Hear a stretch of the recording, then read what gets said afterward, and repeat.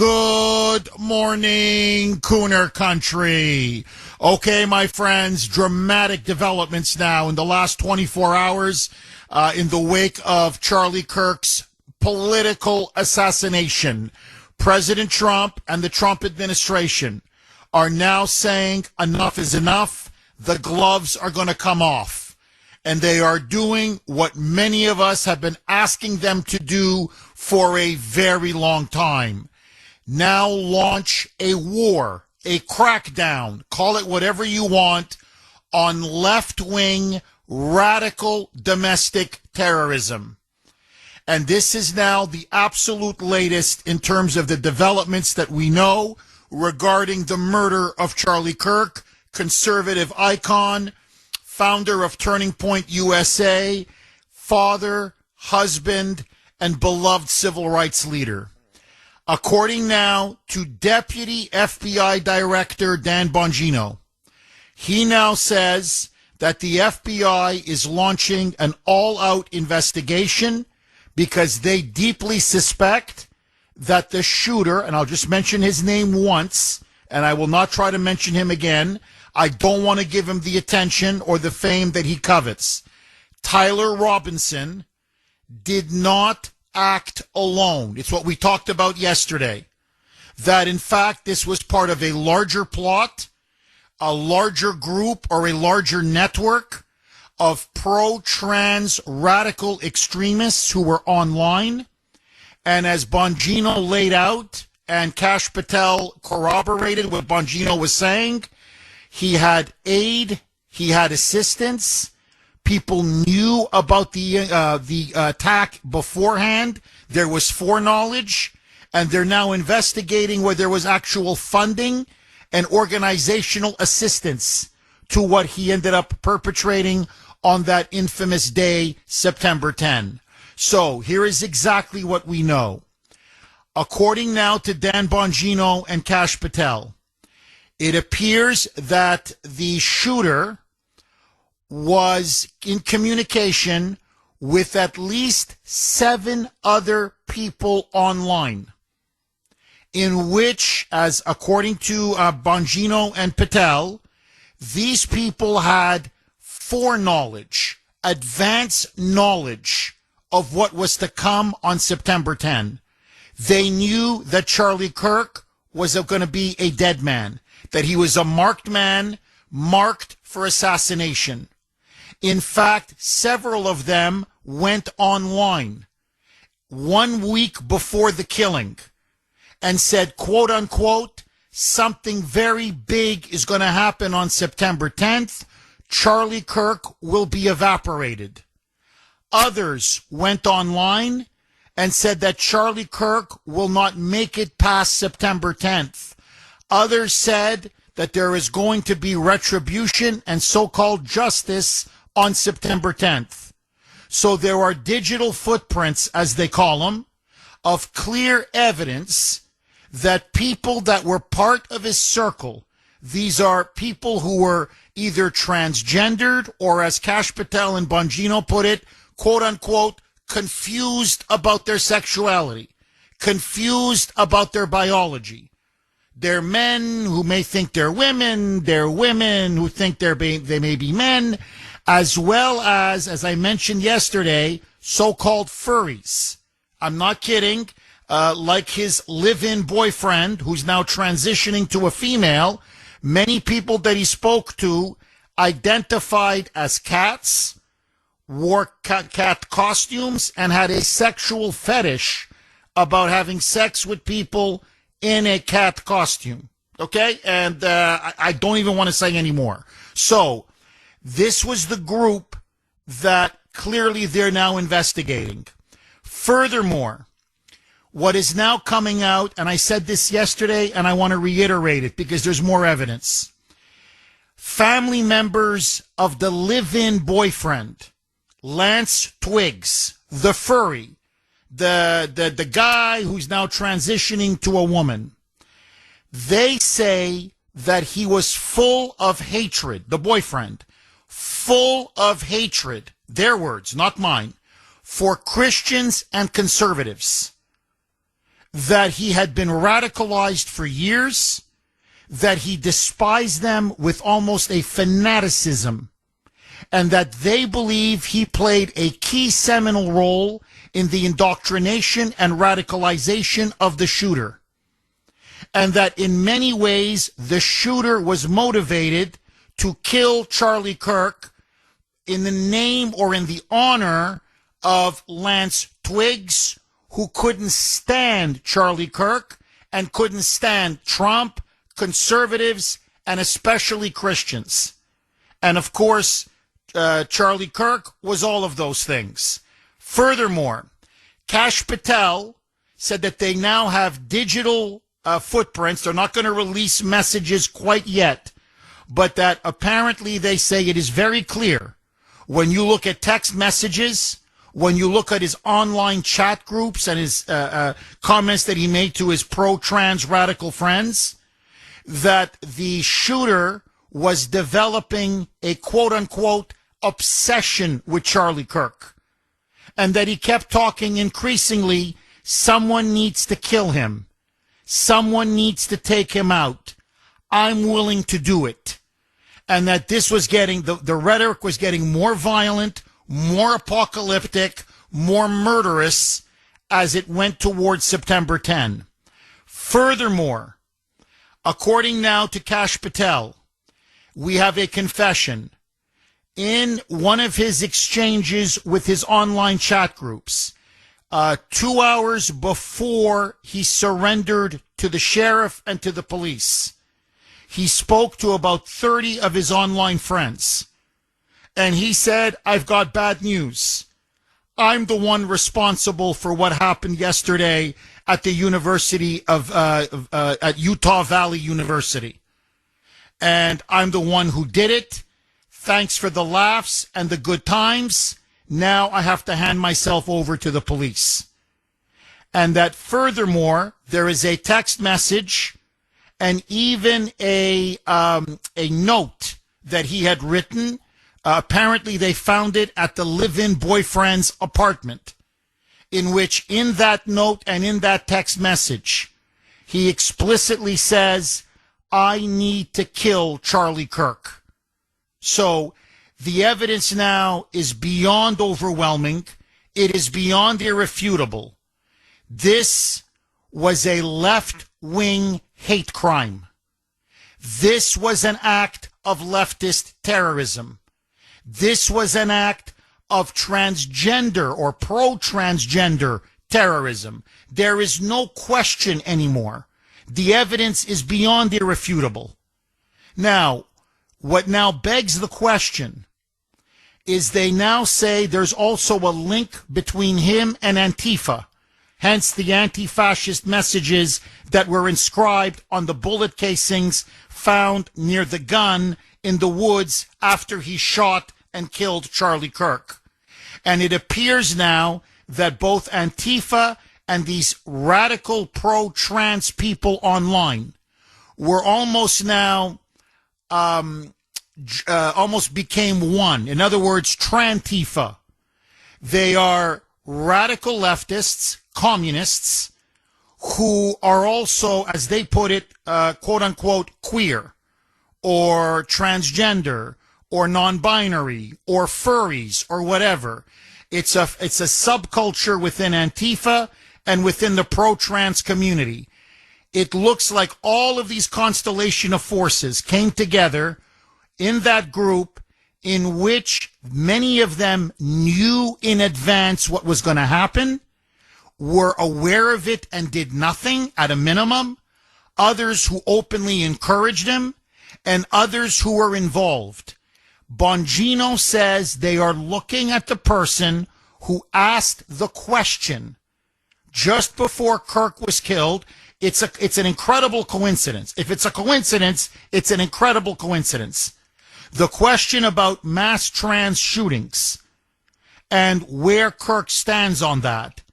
And Bongino is saying there's a lot of suspicion that this was a sign. This is the sign, go take him out. So they're interviewing that person. Subpoenas are being issued. Furthermore, If you remember, I talked about this yesterday. There was an individual with a beard, kind of blondish hair, long blondish hair, who his reaction was very bizarre. Literally in the seconds after Kirk, his neck is shot and his head goes back and he falls to the ground. Everyone is running and screaming, ducking, running, screaming. He gets up and he puts his arms up, pumping his fists, celebrating.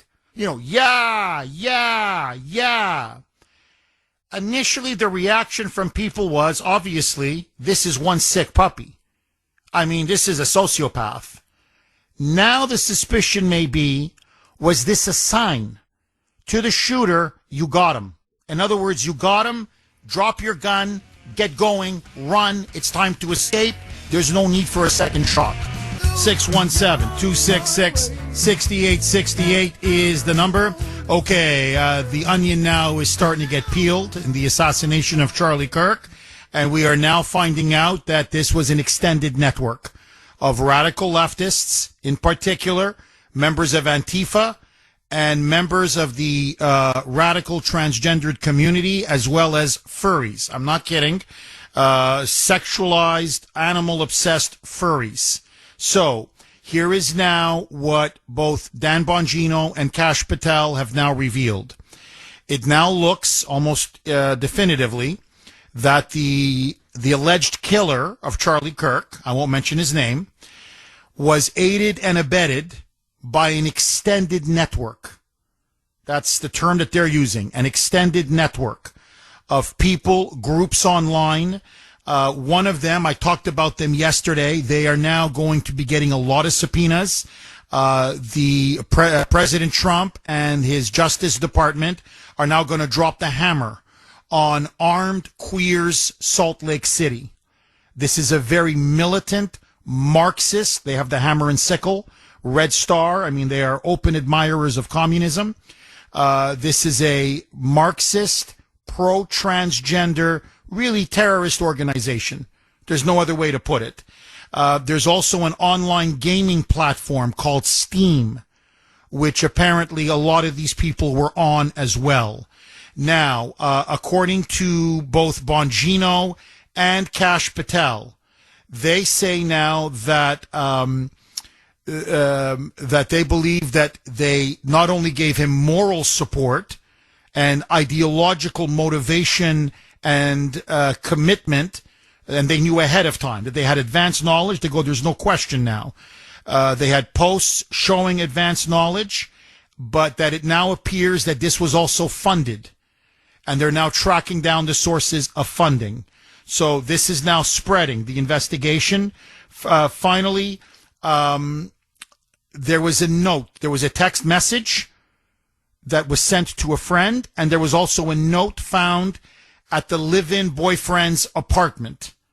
The note was torn up, but they were able to piece the note back together. And here is what the note said. Listen now, this is Kash Patel saying we don't want to reveal too much in this investigation so far, but the shooter was obsessed with Charlie Kirk. It appears now that Lance Twiggs, his furry transgender boyfriend / girlfriend, I don't know if he's a man today or a woman, it depends, but that he was radicalized under the influence of this friend or this boyfriend, and that at their apartment, he both sent a text message and there was a written note saying, I'm going to take Charlie Kirk out. Roll cut 12. Mike. The written note, we believe, what did exist, and we have evidence to show what was in that note, which is, and I'm going to summarize, basically saying, the suspect wrote a note saying, I have the opportunity to take out Charlie Kirk, and I'm going to take it. That note was written before the shooting. Evidence of its existence, we now have learned, existed before the shooting, was in the location in the suspect and partner's home. But we have since learned that the note, even though it has been destroyed, we have found forensic evidence of the note, and we have confirmed what that note says because of our aggressive interview posture at the FBI. Now, furthermore, there is a chat group. It's called Discord. And apparently that's where a lot of the chatter, the planning, the talking, the influencing, the radicalization took place. And now a lot of these people, they suspect, there's at least 7 of them, knew in advance that this was going to happen. They suspect now it could be even more. These are either transgendered people themselves or members of Antifa. Roll cut 13, search warrants are now and subpoenas are being sent out. And now they're going to try to bring in and start arresting members of this larger extended, really it's a domestic terrorist cell. This members of this extended network. Roll cut 13, Mike. Going back to the group chats real quick, there's more than 20 individuals. But this is a great point. I want to lay out how this works. People think we can just get in these group chats and immediately find out who's in them. We, the FBI, are the investigatory body supporting multiple prosecutions and ongoing investigations. And that's another point. Our investigation at the FBI is ongoing.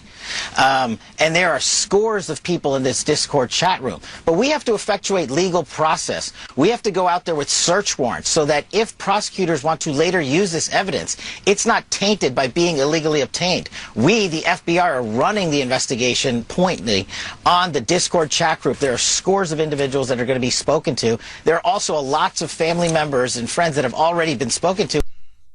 So, in other words, they're crossing their T's, dotting their I's.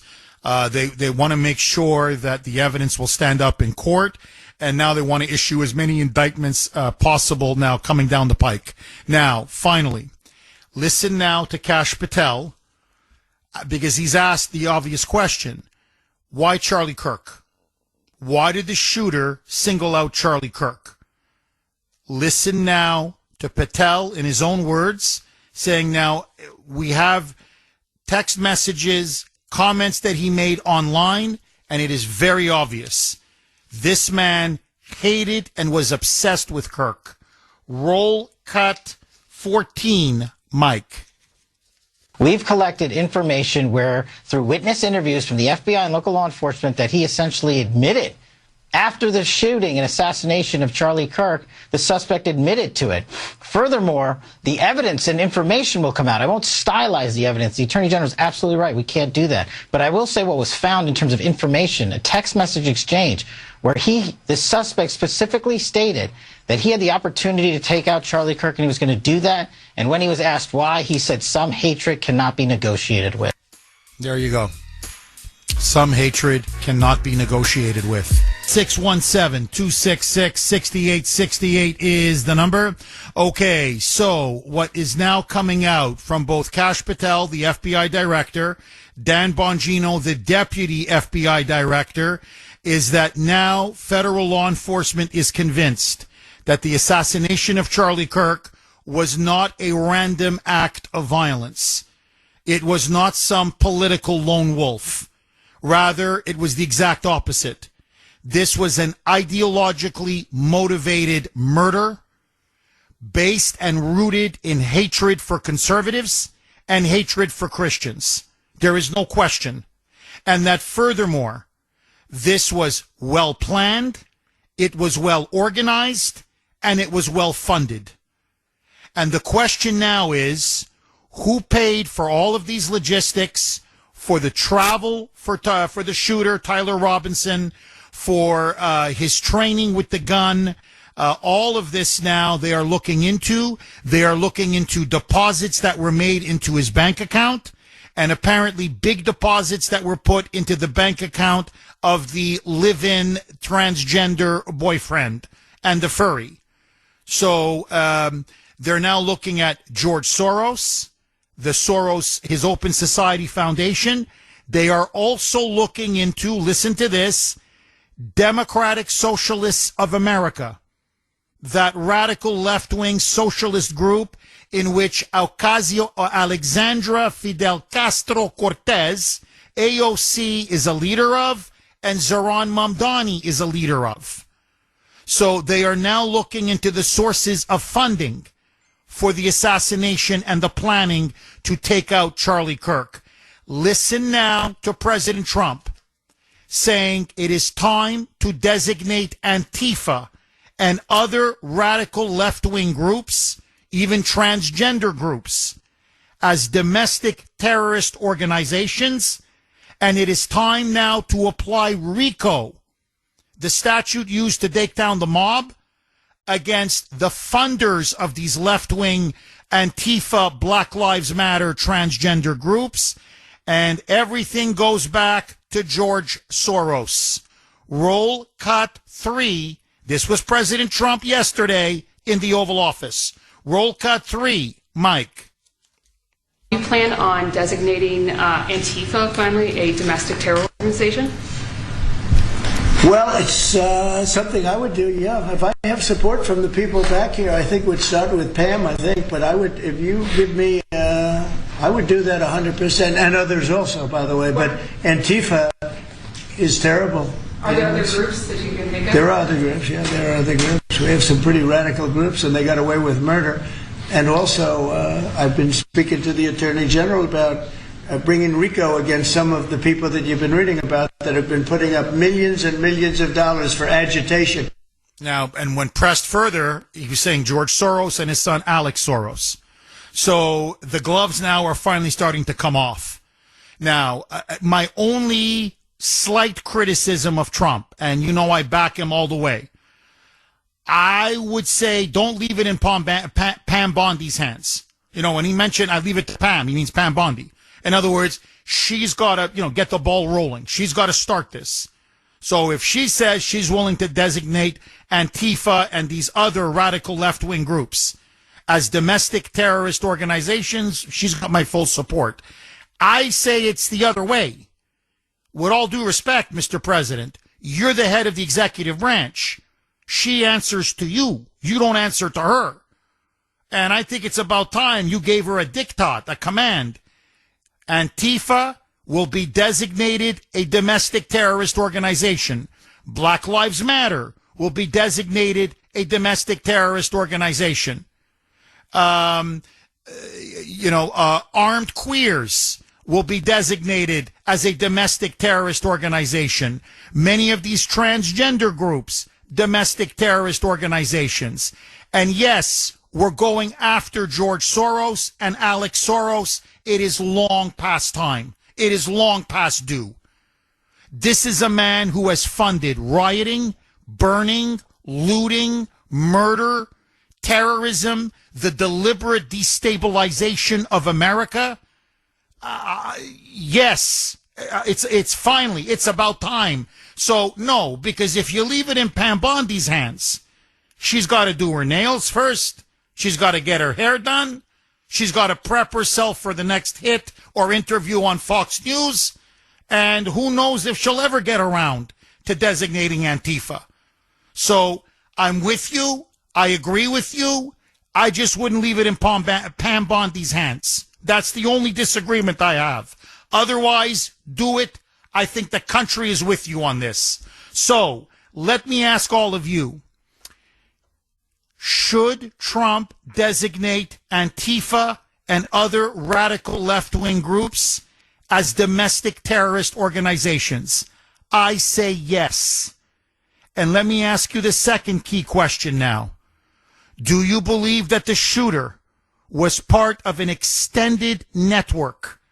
In other words, that this was part of a larger plot, a larger conspiracy, where other individuals knew in advance, helped plan it, helped organize it, and helped fund it. 617-266-6868. Lines are jammed. Mike, who do you want me to go to first? Mark in Medford. You're going to kick us off, Mark. Thanks for holding, and as always, welcome. Good morning, Jeff. I was beginning to think you didn't love me anymore in a non-sexual way. But anyway, Jeff, I have to say, it seems to me that the FBI have more than enough evidence that shows that this wasn't a random assassination by this scumbag. And I'm like you, I'm not going to mention his name. I'm going to refer to him as scumbag, because that's exactly what he is. And if it is all true, then Jeff, whoever was involved with these text messages and planning this, and they were talking about it, Jeff, the day before it happened, letting everybody know this was going to happen, then these people should be arrested and charged with conspiracy to commit murder. Am I right or am I wrong? Oh, you're completely right. You're absolutely right. And look, and I want to let you get your full point out, Mark, I promise, but just to piggyback off of what you're saying, according to the FBI, and this has been corroborated now by multiple media reports, there's one user in particular who bragged ahead of time, was boasting, saying on September 10th, Charlie Kirk will be killed. He's a dead man. And he said it a full day before. The same guy, the same user on the same account, within seconds of the assassination, maybe 60 seconds. So the bullet rings out. He hits his neck. Charlie Kirk falls. Everybody's still running and panicking. So right then, within, again, 30 seconds of that, we effing did it. That's what he wrote online. We effing did it with like 15 exclamation points. So he knew about it ahead of time. And not only did he not stop him, the second the plot was carried out, he boasted and bragged about it on social media. He celebrated it. He clearly was involved. There's no question. Final word to you, Mark. Say this.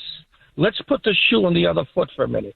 What if it was you or me that went on some kind of social media platform, no matter what it is, and why it wasn't monitored is beyond me.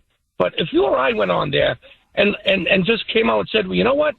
Tomorrow, I'm going to go kill George Soros and his son. What are you going to do about it?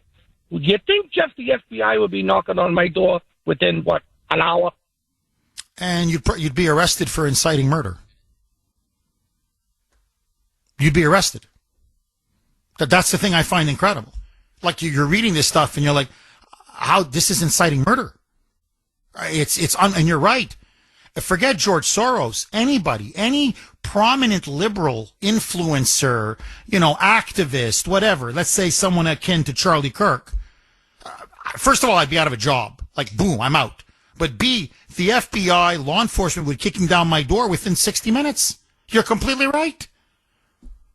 And that's what I mean. We can no longer turn a blind eye to this. This kind of hatred and fanaticism, we have to stand up against it, condemn it, speak out, and call it out. 617-266-6868 is the number. Okay, just one very quick point that I want to make, and I want to go right back to the blazing phone lines. 617-266-6868. In these online chat groups where they're talking about and really predicting the murder of Charlie Kirk, and I'm clearly saying it's something big is going to happen, he will be evaporated on September 10th. Whatever. In other words, they knew it was coming. What is chilling is not just that they knew ahead of time, and let me just, to give them all the benefit of the doubt, did absolutely nothing to stop it. And I think their complicity was much more than that. But they kept saying December 14th for President Trump. They keep going on that Trump is going to get his on December 14th. Now, the White House has come out and said, they're aware of this, obviously, that there are no events so far, public events planned or any trips planned for Trump on December 14th. So they don't know what these people are referring to. But this could be, again, you have to now look at every possibility. This could be part of a larger conspiracy, conspiracy to kill Kirk, conspiracy to kill Trump. In other words, they have certain dates lined up where they're going to try to make an assassination attempt on Trump, on J.D. Vance, and other leading members of the MAGA movement. So, if I'm the Secret Service and if I'm the DOJ and I'm the FBI, if there is some kind of a plot and if there is some kind of a terror cell that has been given the order to assassinate the president on December 14th, this has to be disrupted and stopped now. Now. But it shows you the evil, conspiratorial, organized, funded, planned nature of all of this. Listen now to President Trump saying, I'm not just going to stop at Antifa. I'm not just going to stop at Black Lives Matter. I'm not just going to stop at these crazy transgender groups. All of these people on the streets that are attacking ICE agents, Border Patrol agents, assaulting them, throwing rocks at their vehicles, spitting on them, obstructing them, we're going to go after every single one of them. In other words, there's going to be a real crackdown now on left-wing domestic terror groups and left-wing domestic hate groups. Roll cut 3A, Mike. These aren't protests. These are crimes, what they're doing, where they're throwing bricks at cars of ICE and Border Patrol. And they come in with a beautiful new car. They're so proud. It's Border Patrol, ICE, it's got whatever it is. And they're throwing rocks at it. And after 50 yards, it looks like an old beat-up vehicle. It was just brand new. It was just bought for the purposes. And they don't have to take that anymore. I let it be known. We'll take responsibility. They don't have to take it anymore. And they don't want to take it. They were told by a past administration, it became almost a culture, if somebody throws a rock at you, do nothing. If somebody spits in your face, do nothing. And I say, when they spit, you hit. You do whatever you want. You do whatever the hell you want. I watched it so sick it made me. It is. It's sickening. And this is what I mean. We've been coddling now a culture of violence on the left for God knows way too long. Way too long.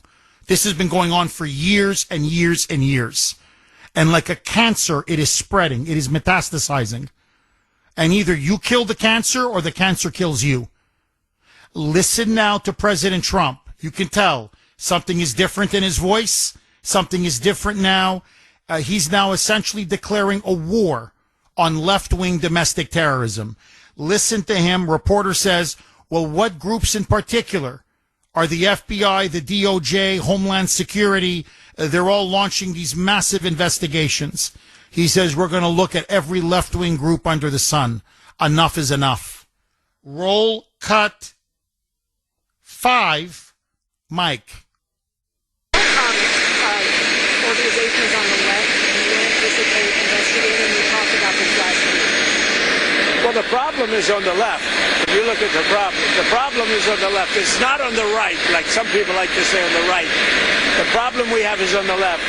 And when you look at the agitators, you look at the scum that speaks so badly of our country, the American flag burnings all over the place, that's the left. That's not the right. And so they're pressing him. Well, give us groups, give us names. Who do you plan on investigating? Listen to Trump. Roll cut 5A, Mike. Who do you plan on investigating? We'll see. We'll be announcing. They're already under investigation. They're already under major investigation. A lot of the people that you would traditionally say are on the left. They're already under investigation? Already under investigation. Have you asked to start revoking the visas of those who have celebrated Charlie Kirk's death? What? Have you asked to start revoking the visas of the foreigners who have celebrated Charlie Kirk's death? No, we haven't, but we are looking at names. We don't like that. That's not right. We wouldn't celebrate if something happened on their side, and we don't. These are sick people. These are really deranged people. They're evil. I mean, they're mentally ill, but they're fundamentally evil. You may not hear it because of the sound in the background. That particular set of questions was at Andrews Air Force Base. But one reporter said there were many foreigners, students primarily, who were celebrating the death of Charlie Kirk. Are you looking at revoking their visas? Yeah, revoke their visas. You come to our country. A visa is a privilege. It's not a right. You come to our country to study, to work, whatever, and you're going to start cheering on now the assassination and the murder of not just a civil rights leader, but of an American? This is sick. No, get them out. Every single one of them, get them out. 617-266-6868. Agree, disagree. Is it time now for a massive crackdown on domestic left-wing terrorism? Trump says it's coming. I say the sooner the better. What say you? Vince in Deutschland, in Germany. Thanks for holding, Vince, and welcome. Thanks, Jeff. Hey, I want to talk about financing for this because, like I said, none of this ever happens without money behind it. I've been seeing a lot of interesting takes over the last few days, and the thing that stands out to me is these short Charlie Kirk clips where he's talking about Israel and the war in Gaza, and him saying that if he publicly breaks with Israel, he fears for his life. Additionally, a reporter, Max Blumenthal, gave an interview to Tim Dillon, and Max Blumenthal writes for the Gray Zone, grayzone.com, and he said that he's got inside information from the Oval that Trump actually fears for his own life from Israel. And Bill Ackerman was purported to have tried to entice Charlie Kirk with money a few months back to change his stance because he knew he was going to break with Israel and the war in Gaza. And Charlie Kirk refused. He refused the financing. We know Netanyahu sent him a letter. He wanted to invite him to Israel, and Charlie Kirk declined. Now, these left-wing Bill Owens fan, but I've seen some of her clips. I listen to some of her stuff on occasion. We know Charlie Kirk was close with Candace Owens. She's saying that this has to be... Number one, your point about Max Blumenthal. Actually, I know Max Blumenthal. I know him quite well. And I used to know him in Washington, D.C. He's a man of the hard left. His father is Sidney Blumenthal. He was one of the fixers for the Clintons. His nickname was Sid Vicious. He went after any enemy or opponent of Bill Clinton. I wouldn't trust Max Blumenthal as far as I can throw him.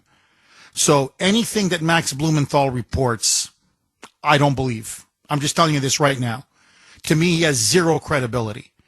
So when he says, Israel is behind this and Trump is in fear of his life from Israel, you should see the conspiratorial fantasies that this guy has written over the last 20, 25 years. So he is a Israel hater to the core. I believe he's a self-hating Jew. In fact, I've met him several times.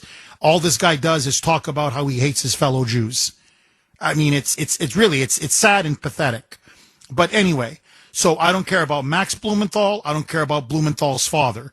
Now, as for Candace Owens, I've seen her clips and I've read the stories. I don't believe her. I'm just going to be honest with you. I don't believe her. I could be wrong. I'm not saying I have any special knowledge, but I don't believe her. When she goes on about Charlie Kirk was about to convert to Catholicism, that he was praying the rosary, I've seen no evidence of that. When she goes on about how he was about to break with Israel, I see no evidence of that. In fact, all I can see with Charlie Kirk is he was a very staunch supporter of Israel. Now, as for Bill Ackerman, I think he's going to sue her for slander. She mentioned Bill Ackerman, and Bill Ackerman completely denied it, and instead said, this is slander. This never happened. So she better have the goods to back it up because she may be in court. So, and look, I just find the whole thing just so bizarre. You have a shooter who admits that he did it. It was clearly a motivated crime of the left, of the hard radical left. This has Antifa written all over it. It has transgenderism written all over it. I mean, it's so obvious, like saying the sky is blue. And suddenly we're getting into Israel and that the Jews were behind this. And so why would the Jews want to take out one of their leading defenders and advocates in the United States? Well, he was going to break with Israel. Okay, so Tucker Carlson has broken with Israel. Tucker Carlson has much greater reach than Charlie Kirk. Many others have broken with Israel who are very influential in conservative circles. They're not being knocked off. They're not being executed. They're not being assassinated. So again, it's sort of the Jews are behind everything that happens. And I'm sorry, but I'm starting to look at a lot of this and I'm saying there's anti-Semitism. It's the sickness of anti-Semitism. You know, if you just sit back objectively, you go on college campuses, the Jews are to blame for everything. You go online on the internet, the Jews are to blame for everything. So everything that happens is Israel's fault? Everything that happens is the Jews' fault? I'm sorry, I don't subscribe to that. And so, no, I don't believe Candace Owens. I just don't. And Max Blumenthal, to me, it's not worth it's not worth the paper it's written on. 617, just my honest opinion. 617-266-6868 is the number. Let's go to Tommy in Brockton. Thanks for holding, Tommy, and welcome. Jeff, yesterday you had a caller by the name of Andy. He called in a little after 9, and he said one phrase that really stuck out with me, with the people that serve in civil service, teaching, medical, and the military, and that is the digital footprint of what they said on social media. And I know Trump's people are listening to Kuhner Country, because when I heard NBC News last night and they showed Trump with some of the clips that you've shown, they're obviously listening to us. And to me, it's music to my ears, because Hussein Obama never listened to a blue-collar guy like me. Hussein Obama said he was going to repeal NAFTA or renegotiate it. He never did that. Anyway, I digress on that point. But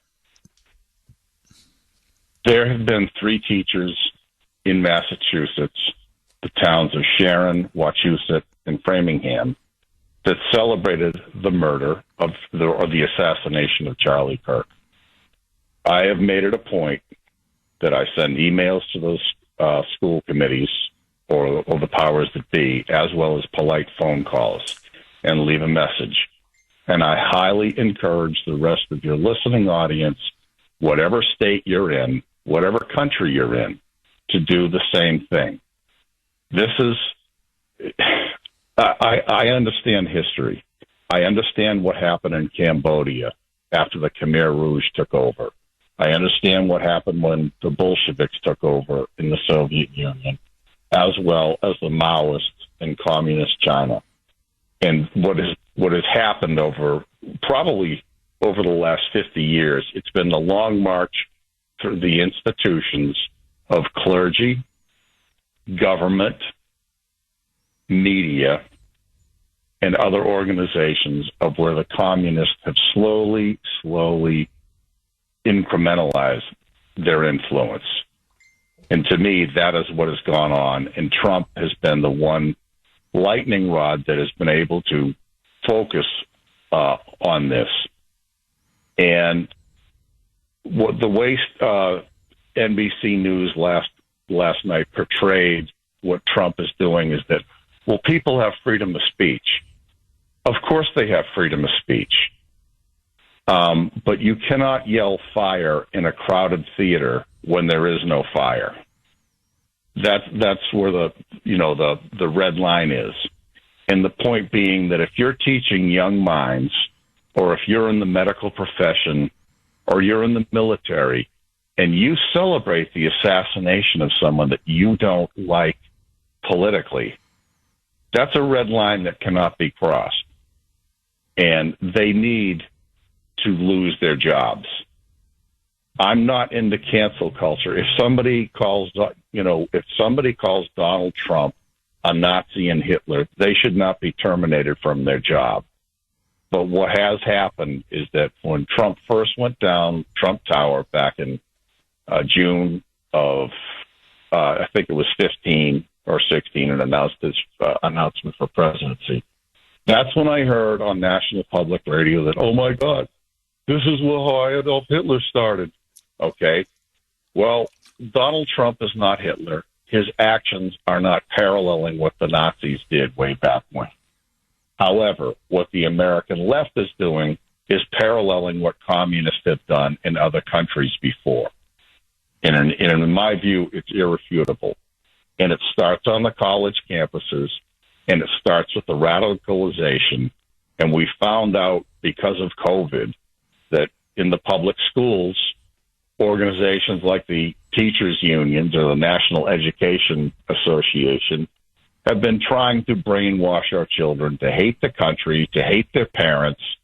The greater good is bigger government. And that's the way through my eyes, that I see what's going on in this country. Oh, you're 1,000% correct. And look, and Tommy, look, this, to me, the media is getting away with a crime that to me is inexcusable. You're right. The moment Trump came down that escalator, they started with this narrative that Trump is the second coming of Adolf Hitler, and they haven't let go. And the reason why is because the orders came from the Democratic National Committee.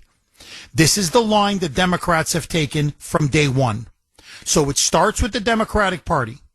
Then they give their marching orders to their propagandists in the media. And then this is picked up into the colleges and in the universities and in the public school system. And then, of course, you have musicians and rock stars and entertainers and celebrities and Hollywood, like an echo chamber. And you do this day after day, week after week, month after month, where you not just dehumanize Trump, you dehumanize all of his supporters. You, me, in this case, Charlie Kirk. And the result after 10 years is that Trump's supporters have been beaten, they have been assaulted, we have been persecuted, we have been spied on, we have been surveilled, we have been thrown into jail, we have been imprisoned, and now one of the leaders of the MAGA movement was shot dead in the neck after they tried to kill Trump not once but twice. So what they have now done is they have so created a culture of hate and a culture of violence, convincing almost half the country that you're a Nazi, that I'm a Nazi, that we are somehow authoritarian white supremacists bent on establishing the Fourth Reich, that these lunatics now cannot control themselves. Look, you talked about teachers in Massachusetts. You're completely right. There were teachers in New York, almost every state. There was a surgeon up in New Jersey, a surgeon. I mean, this guy operates on, your life depends on this guy. Openly cheered on the death of Charlie Kirk. There's a prominent neurologist down in Miami, in one of the biggest hospitals in Florida, a very well, acclaimed, accomplished neurologist. They just forced him to resign, basically fired him, because he was celebrating and glorifying the assassination of Charlie Kirk. So we have educated professionals who think murdering a fellow American is not just okay. They're dancing on his grave. They think it's a good thing. Now, I don't want anybody in any profession or occupation. You're not going to be working for me if you think murdering anyone is a good thing. In a civilized society, that's a line we cannot cross. You cross that line. You know what that is? That's Rwanda. That's Sudan. That's civil war. That's barbarism. 617-266-6868 is the number.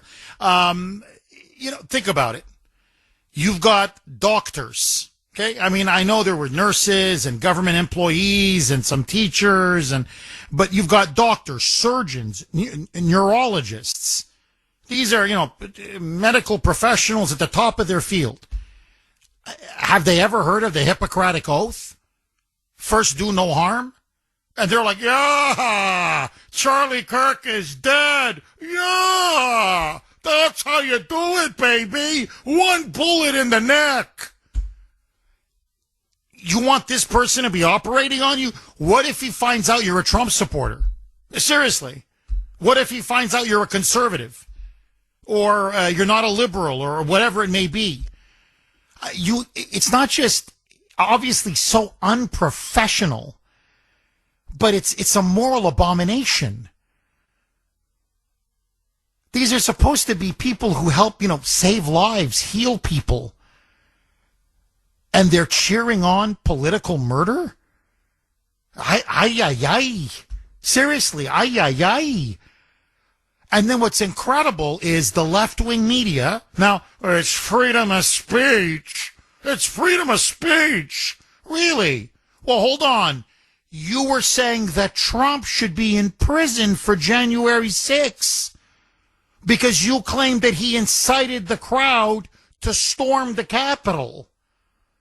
So Trump doesn't have freedom of speech? No.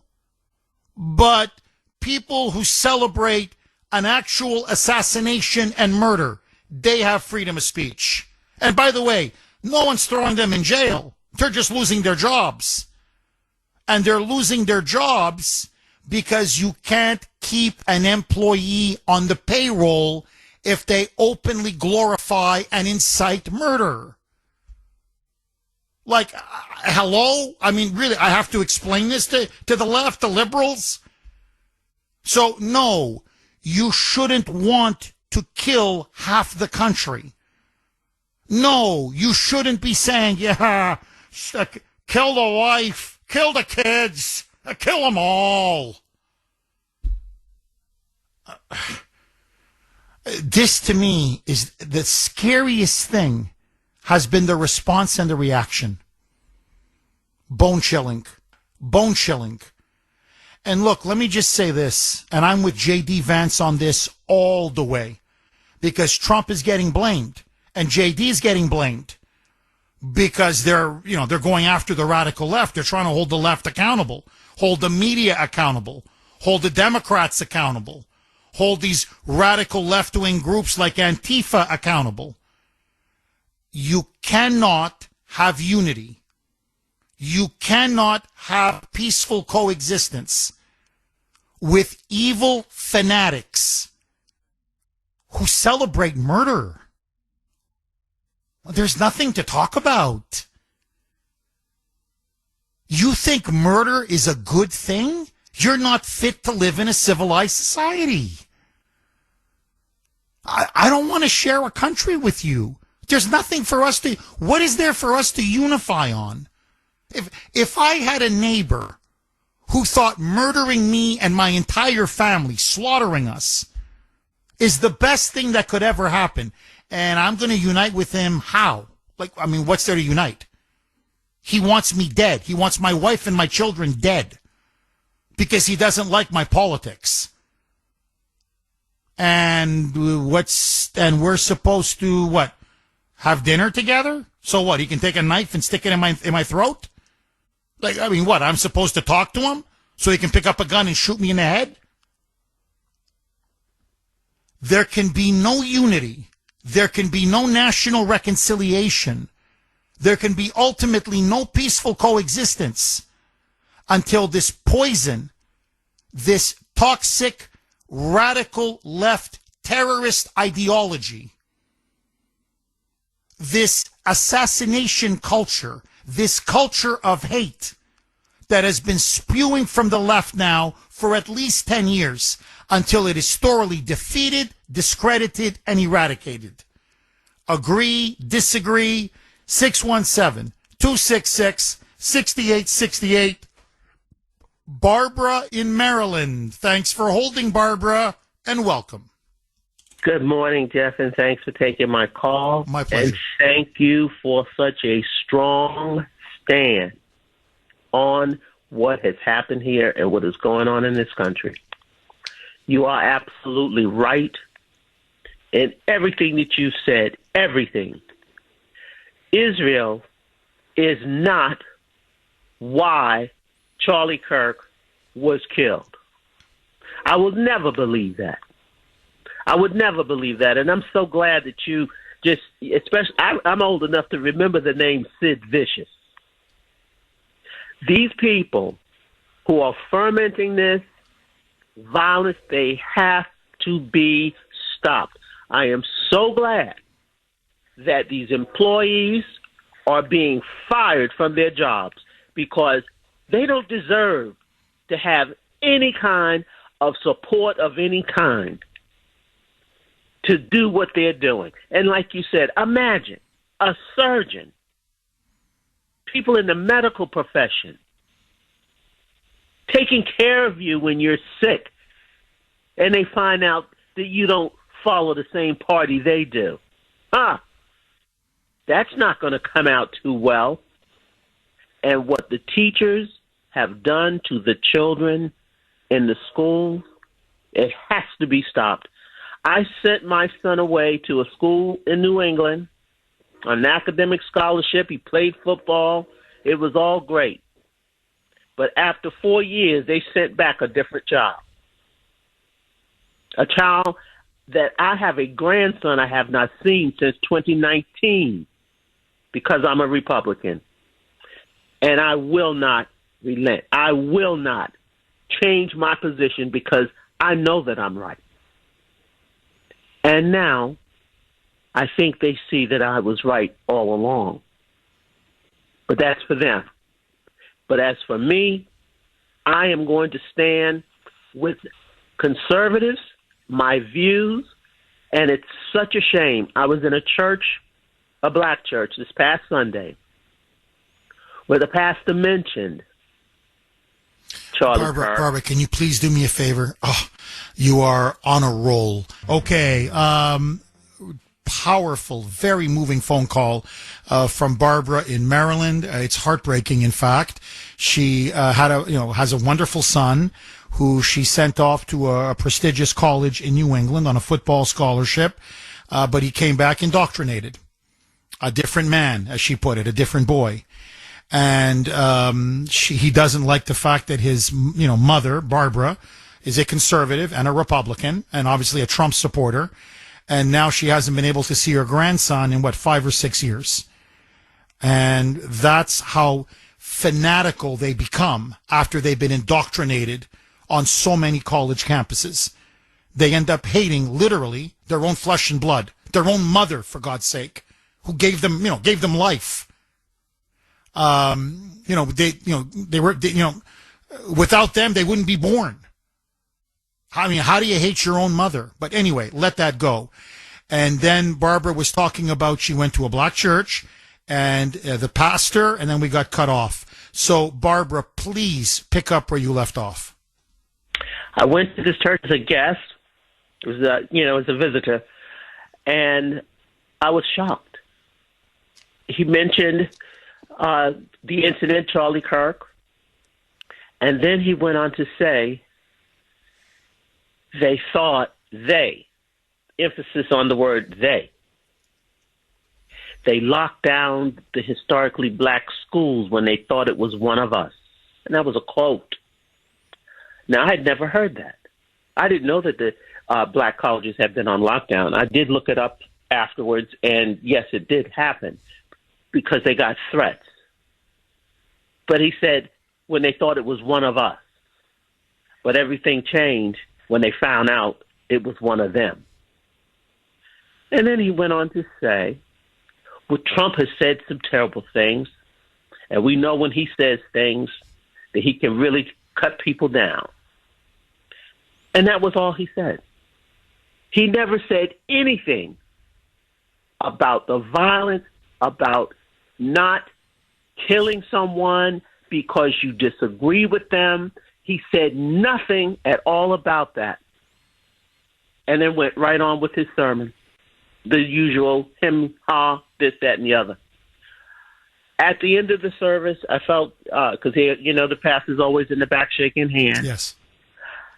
So I thought I would quietly talk with him, and I did. And I told him who I was, and I said, Pastor, I think you're not well informed about things. I said, I was standing on the ground behind President Trump, and I witnessed the miracle in Butler. I was. I'm the only black person that's in pictures there. I saw the hand of God save President Trump. And I've heard Charlie Kirk. I saw and heard him at CPAC. Powerful young man, unbelievable young man. And he's not like that. You know what he said to me? He said, did you know? He said that slavery should have never been abolished. I said, I never heard that. I don't believe it. He said, you look it up. You'll see it. I said, well, in any event, I still think you should become a little more informed about some of what you say. And I left. And I did look it up. And I posted it on Facebook. Charlie Kirk did not say that. It may not have been the best comparison of the crime that's in the black community now compared to slavery. But the left-wing media took that and ran with it in all kinds of directions. And this is what this pastor's saying. A lot of the black preachers in these churches are preaching hate. They are just as responsible as the teachers and the other professionals that are spewing this garbage. They have influence over people. And for them to get up in the pulpit and to preach that it's okay to not like white people, it's wrong, and that's just one more thing that needs to stop in this country. And people need to become aware of it. And I think a lot of people are waking up. I have spent some time on YouTube looking at some of the influencers who've been out in the street and talking with people.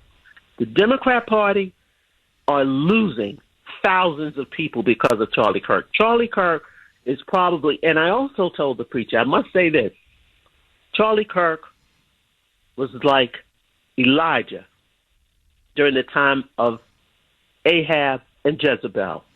That's who Charlie Kirk was. Charlie Kirk brought many people to Christ. His speeches were they were evangelical. He was evangelizing. And there's nothing, he didn't deserve this. He didn't deserve it happening to him. It still wears very heavy on my heart to even know that someone could hate so much that they would do this to him. This is absolutely the most atrocious thing, and I'm hoping that they're going to put a statue of him right there where Martin Luther King is. He is right there. He's a martyr. And people need to know this hatred has to stop, and I'm so glad that President Trump is taking a forceful stand, that he is going to get – Antifa has to go. These people have to go. There's no living with them. It's just like Israel cannot live with Hamas next door. This two-state solution is not a solution. It's a door for them to continue to do what they're doing. They're still bombing now, even. Barbara, I got to tell you, one of your best calls, and you've had some really good calls. God bless you. Seriously, from the bottom of my heart, God bless you. And thank you for always speaking truth. Always. Thank you again, Barbara. 617-266-6868 is the number. This is the thing that's really disgusting. They're attributing all kinds of things to Charlie Kirk that he never said.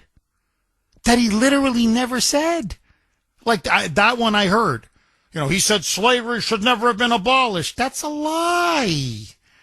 Okay, I mean, if you want to nitpick, he was comparing about high crime in a lot of these, black neighborhoods or urban areas, and he was making a point, has slavery really been abolished in the sense that blacks are still being victimized and terrorized, right? That was the point he was trying to make.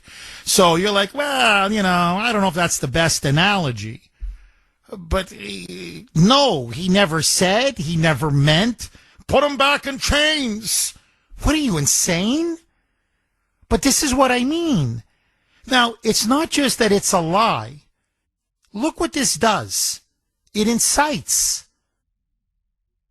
Pushing something like this, it's just, all you're doing is polarizing and dividing the country even more. You're spewing hatred by attributing something to Charlie Kirk that he never said. Now, I want to read to you an absolutely brilliant message that I got on Messenger. It's from Marianne in Florida, and about freedom of speech and whether someone in the workplace or anywhere can just, glorify and celebrate and cheer the murder, the political execution, the political assassination of someone you disagree with. This is what Marianne writes. Let's clarify a crucial point regarding freedom of speech. The First Amendment safeguards your right to express your thoughts, even if others disagree with your views. That's true. However, this right is not absolute. The moment your words incite violence, issue direct threats, or endanger others, it ceases to be considered free speech. Instead, it crosses the threshold into illegal speech, which is not protected by the First Amendment. While you're entitled to disagree, engage in debates, protests, and express opinions that may offend others, you cannot utilize your words to promote violence or harm. It is essential to recognize the distinction between quote-unquote holding an opinion and quote-unquote putting lives at risk. Freedom of speech does not imply freedom from consequences. Brilliant. Could not have said it better myself. I can't, it's illegal. Imagine if I went on the air, just indulge me for a second. How much time left, Mike? Okay. If I said, you know what? Kill this senator. You know what? Kill that congressperson. You know what? Somebody needs to go to this campus and just mow them down. I mean, kill every single one of them. Shoot them in the head. Execute them. Kill them, kill them, kill them. 617-266-6868 is the number. Okay, let me ask you. Should employers fire or whatever, forced, push out or forced to resign employees, people who work in the workplace, who have openly celebrated or glorify or cheer the murder of Charlie Kirk, or call for the murder, say, of conservatives or Trump supporters, or frankly anyone? I want to read to you an email that I received just maybe 20 minutes ago. It is from Grace Lincoln, actually Dr. Grace Lincoln. She has a PhD. And she wrote to me, Jeff, I sent this letter to the Sharon School District. And she said that she sent similar correspondence to the New Bedford mayor. Now, we have a big national audience. Sharon is a wealthy suburb of Boston, and it's quite politically liberal. There is a teacher at that school, at the high school in Sharon, who is one of the teachers in Massachusetts that has been identified through social media posts, who openly, and I mean openly cheered the news when Charlie Kirk was brutally assassinated. And so far, there have been no repercussions or consequences whatsoever. Mr. Botello, I am writing to you today in a formal capacity regarding a matter of great importance and mutual interest. As an elementary school teacher for 30 years, a retired professor, and a lawyer, wow, I got to say, Grace, if you're listening, that's Grace Lincoln. That's a very impressive resume, I gotta say. But anyway, the First Amendment, she goes on to say, was assassinated on a college campus where young people should be able to share their thoughts, ideas, debate differences, and learn. Lori High School openly celebrated the death of conservative voice Charlie Kirk on social media in a disturbing post.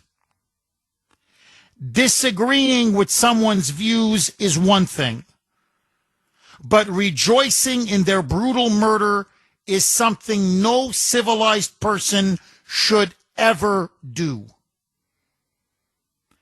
The mission of the Sharon City School District is to educate all students in a safe, supportive, and challenging environment where they can learn to be productive citizens and succeed in an ever-changing world. Miss Davis's words reveal how dangerous the environment in her classroom is for students, being a place of hate and not learning. The administration at Sharon High School must take immediate action to hold Lori Davis accountable for glorifying violence and must safeguard classrooms as spaces for genuine learning and not indoctrination. And she CC'd, by the way, that's great. Dr. Grace Lincoln, again, was the one who wrote the letter. Very well written.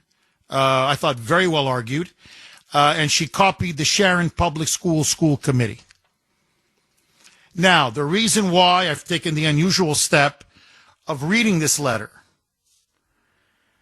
is because there are a lot of Lori Davises in Massachusetts, in New York, in Illinois, in California, especially in blue states all across the country. They have perverted education. They have turned the classroom into a forum to brainwash and indoctrinate the children. And furthermore, and I'm sorry, but this needs to be said,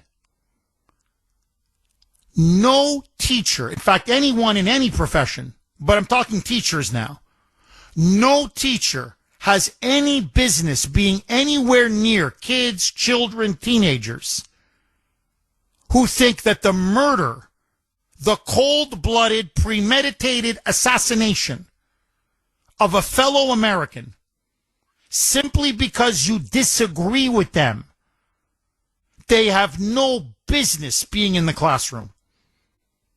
No business. The woman is a psychopath. I'm sorry. If you celebrate someone's murder, you're a psychopath. You're a lunatic. You're a fanatic.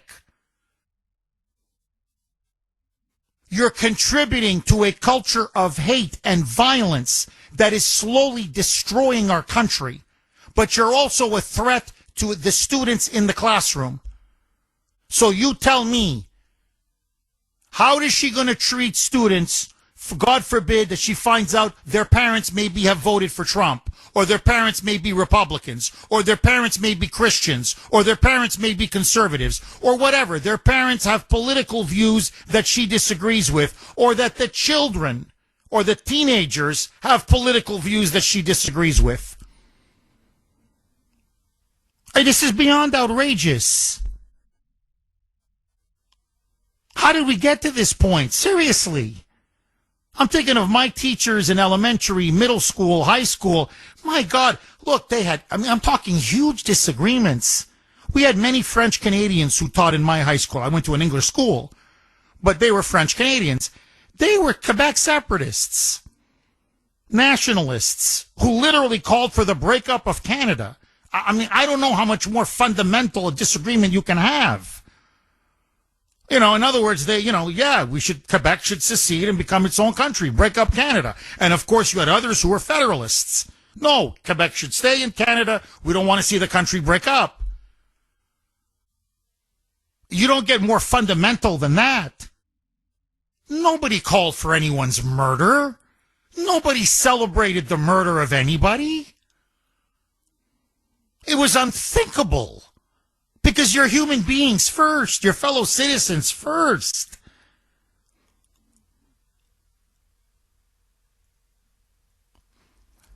And I think she put her finger right on it.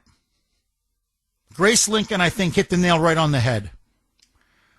What was killed, what was assassinated on September 10th wasn't just a conservative icon and a civil rights leader, Charlie Kirk, but the very idea of a university, the very idea of a college campus, which is freedom of speech, open civil debate, a collision of ideas, where you're free to choose from different, varying points of view and have an open, honest, free flow exchange of arguments, ideas, debates, using persuasion. That's what the left wants to destroy. That's what the left wants to assassinate. And that's why we have to stand up to them. Because if we don't, I'm telling you, our Republican form of government will die and this country will break apart. It's really that simple. You know, they go on about tolerance and compassion and respect for diversity. Yet they're the most intolerant, uncompassionate, cold-hearted, fanatical group of people you'll ever meet. They can't stand intellectual diversity, political diversity. They can't stand their ideas being challenged or scrutinized or debated. They reach for the gun.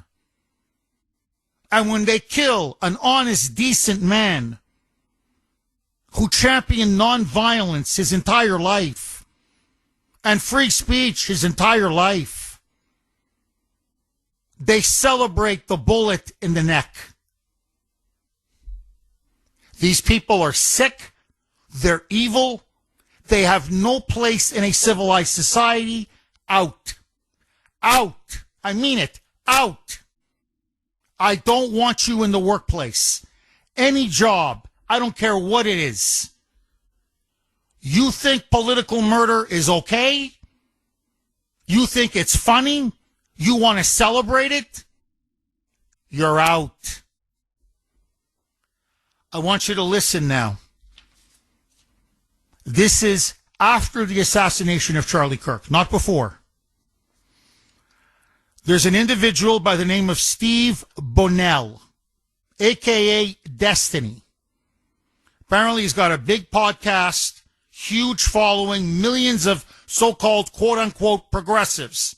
Love this guy. CNN has him as a talking head. They hired this guy about a month ago. He is now calling on his platform for more conservatives to be murdered and killed. Why? Because according to this guy, Destiny, a.k.a. Steve Bonnell, we have to keep killing conservative voices and conservative leaders so that conservatives become so afraid they don't attend events anymore, they don't speak out, they don't go to rallies. In other words, we need to keep killing them, to bully them, intimidate them, and have them cower in the corner. Roll cut 8. In other words, he's calling for mass murder. Roll cut 8, Mike. You need conservatives to be afraid of getting killed when they go to events so that they look to their leadership to turn down the temperature. The issue is right now, they don't feel like there's any fear. Like, I don't know. It's like memes. It's just memes to everybody, I guess. I don't know, bro. I don't know. I don't care. I'm playing video games. He's an idiot. He's an idiot and he's a lunatic. Out. Out. You call for the murder of your political opponents? Like I said, what is this, Russia? I'm sorry, what is this, China? What are we now? Sorry, is this Rwanda? I'm sorry, did I miss the memo? Are we in a different country, in a different civilization? So now you want to keep killing conservatives. I guess what, me? I'm next? Is that it? Or someone else like me? What, you want to kill Savage? What do you want to kill? Mark Levin? Who do you want to kill? Who do you want to kill? And you keep killing enough of us, so we're afraid to go to rallies, we're afraid to attend events, we're afraid to speak our mind? By the way, they're giving the game away. Everything they do is based on naked terror, intimidation, and bullying. And now they're petrified. Oh my God, people are speaking up. We can't have this. Kill another one. Keep killing them until they shut up. By the way, this same guy, Destiny, you want to talk about the unmasking, came out and said, well, all of you mourning the death of the murder of Charlie Kirk, well, you have yourself to blame. Had Trump not won a second term, that's what he said. Had Trump not won a second term, Charlie Kirk would be alive today. In other words, we killed him because he was a Trump supporter. And we're going to keep killing Trump supporters until you guys go back and retreat and go back to your homes and never vote for another MAGA populist America First conservative again. Now, this guy should be taken off every freaking, I almost said the F-bomb. It was right there on my lips. Every freaking platform.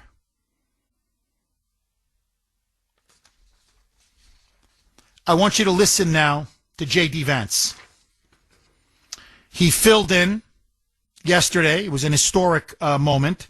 He filled in as the host of Charlie Kirk's podcast. And he said two things.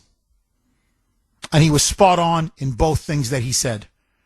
He spoke truth to power. Listen now to him saying, there can be no unity. Doesn't matter what the media is calling for, what the Democrats are now calling. All of a sudden now they want us to sing Kumbaya with them. There can be no unity with fanatics and evil lunatics who glorify and celebrate murder.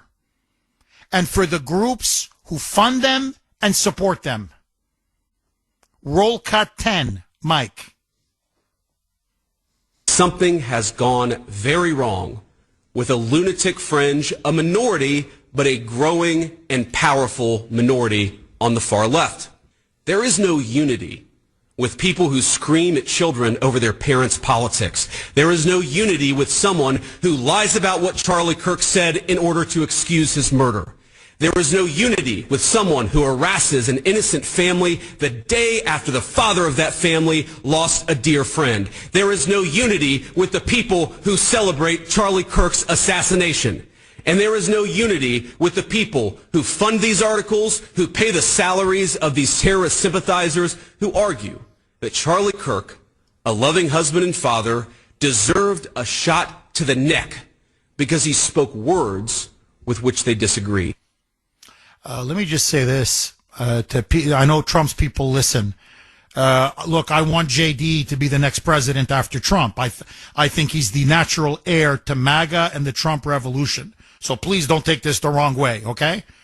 But man, this guy's got a career as a podcaster. Let me just tell you, he's good. No, I mean, he's good. Not just his message, his delivery, the way he says it. He's a good speaker, and he's a good orator, and it shows. And he's, by the way, he's 1,000% correct.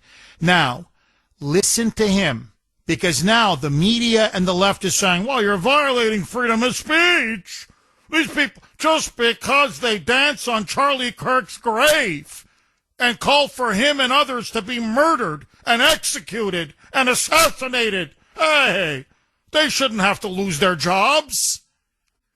Listen to J.D. Vance. Roll cut 11. A mic. I promise you that we will explore every option to bring real unity to our country and stop those who would kill their fellow Americans because they don't like what they say.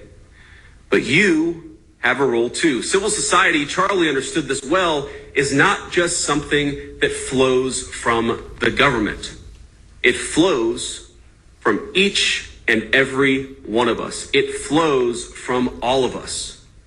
So when you see someone celebrating Charlie's murder, call them out. And hell, call their employer. We don't believe in political violence, but we do believe in civility. And there is no civility in the celebration of political assassination. Get involved, get involved, get involved. It's the best way to honor Charlie's legacy. He's completely right. Forget there's no civility. There's no society. There's no Republican form of government. There's no country. Please, just understand, just because there's many liberals that listen to this show. They won't admit it, but I'm telling you, they listen to the show. What if I went on every day? First of all, you in the audience would say, this is sickening. Get this guy off the air. Like, it turns my stomach. Okay? But just to the liberals. Every day, I'll kill that guy. Murder that guy. You know what? That Democrat senator or that Democrat presidential candidate, whatever, kill him and his family, or kill her and the whole family. Kill the husband, kill the kids, kill them all. Just somebody put a bullet in him. Right in the head. What would you say? What would you say? You'd say, get that lunatic off the air. He's going to get people killed. It's so obvious. Now amplify that to millions and millions and millions and millions. It'll tear this country apart. Any country. That's why this is a red line. It cannot and must not be crossed. Period. Full stop. There's no negotiation. There's no compromise. Hell, there's no debate on this. Murder is unacceptable. Period. Calling for murder is unacceptable. Period. Celebrating or glorifying murder is unacceptable. Period. That's it. Full stop, as my father would say. So yeah, I think J.D. Vance is not 100 but 1,000% correct. You should report if there's a fellow employee or someone in your workplace or wherever, like that nurse in New Jersey, who, by the way, was temporarily put on leave. They were going to punish her. And she said, this crazy surgeon, have you seen what this guy's writing on social media? This guy's saying one down, many more to go. Keep killing. Taking out Charlie is great. Don't stop. And this guy's a freaking surgeon? Now, they eventually pushed the surgeon out. He was forced to quote-unquote resign. They fired him. And they did reinstate the nurse. She did the right thing. Of course she did the right thing. Now, but that's me. I want to ask all of you. It's the Kuhner Country poll question of the day, sponsored by Mario's. Mario's Quality Roofing, Siding, and Windows. And I'd like as many of you as possible to please participate. I would love to get your input on this, Kuhner Country. Do you agree with Vice President J.D. Vance that we should be turning in fellow employees who mock Charlie Kirk's death to the boss, to your superior? Should those in your workplace where you work who mock Charlie Kirk's death, should those employees be turned in, or should your superior be made aware that they are openly glorifying murder and assassination, the killing of Charlie Kirk? A, yes. B, no. You can vote on our webpage, WRKO.com/Kuhner, 617-266-6868. Rob in Canton. Thanks for holding, Rob, and welcome. Jeff. Rob, buddy, how are you? Hanging in there, Jeff. Let's just get into it, okay? You can't shake hands with clenched fists. No misinformation or disinformation. No invaders. No domestic terrorists. No deep state American enemies. No complicit media. No civil society creeps. no color revolution, no red, green, Marxist violence, no woke anything, no compromise. It's good versus evil, pages versus the Bolsheviks, shirts versus skins, winner takes all. And here's the deal, Jeff. Rob Burke for Congress in 2026. Join me on the battlefield, folks. You can't sit in the sideline. If you're not in the game, you're out of the game. And they're not going to stop. Have a great day, Jeff. Thank you very much, Rob. 617-266-6868. Alex in the great state of Florida. Thanks for holding, Alex, and welcome. Hey, Jeff. Good morning. Thank you for having me on. Did you see the last interview that Charlie Kirk had with Megan Ryan a month before his assassination? You mean Megyn Kelly? Yeah, Megyn Kelly. Sorry, yeah. Yes, Did you see I think I didn't see it like now. If you're asking me, like, did I see it in the last couple of days? I listened to it a month ago at the time in my car. I didn't hear all of it, but I heard most of it. So I know exactly what you're talking about. Please go ahead, Alex. Did you see where he said that, like, when he went on Megyn Kelly, or if he went on Tucker Carlson's show, or they did an event together, that his donors would text him and advise him not to do that, that they didn't like their positions, and basically that they were anti-Semitic. And he went on to say that it's ridiculous to accuse somebody of being anti-Semitic because they question people. And yes, my point to you, he said that, and I heard him say that. Yeah, and also, just to further what you're saying, I promise, Alex, I'll give you all the time in the world. He also said that because he made some mild criticisms of Israel's war against Hamas in Gaza, he said that he got blowback from strong pro-Israel supporters. And he said, hey, look, and Megyn Kelly was agreeing with him, saying, hey, I don't think anyone's been more pro-Israel than you and me, Megyn. And it doesn't make me an anti-Semite, because he was complaining that he was already being attacked for being anti-Semitic for just making minor, mild criticisms of Israel. And so he's saying, look, I'm on the side of civilization. Hamas are a bunch of barbarians. I want Israel to win. I don't want Israel to be destroyed.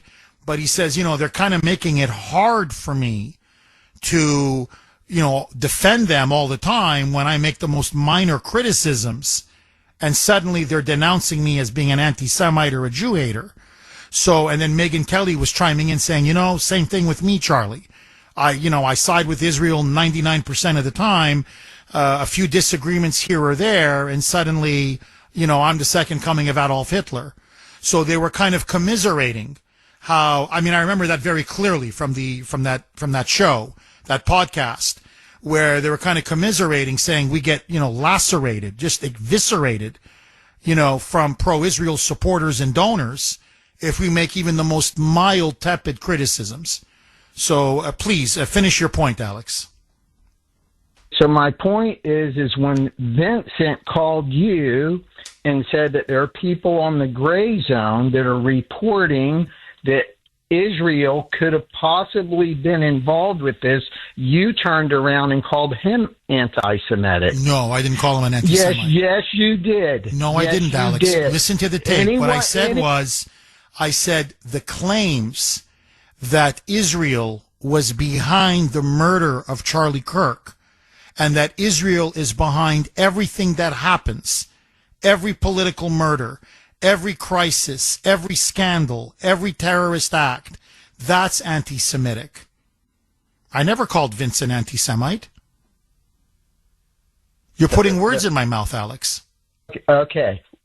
So should we believe what the FBI says when just last month the FBI director or the CIA director, Kash Patel, now came in and changed his position on Jeffrey Epstein's files?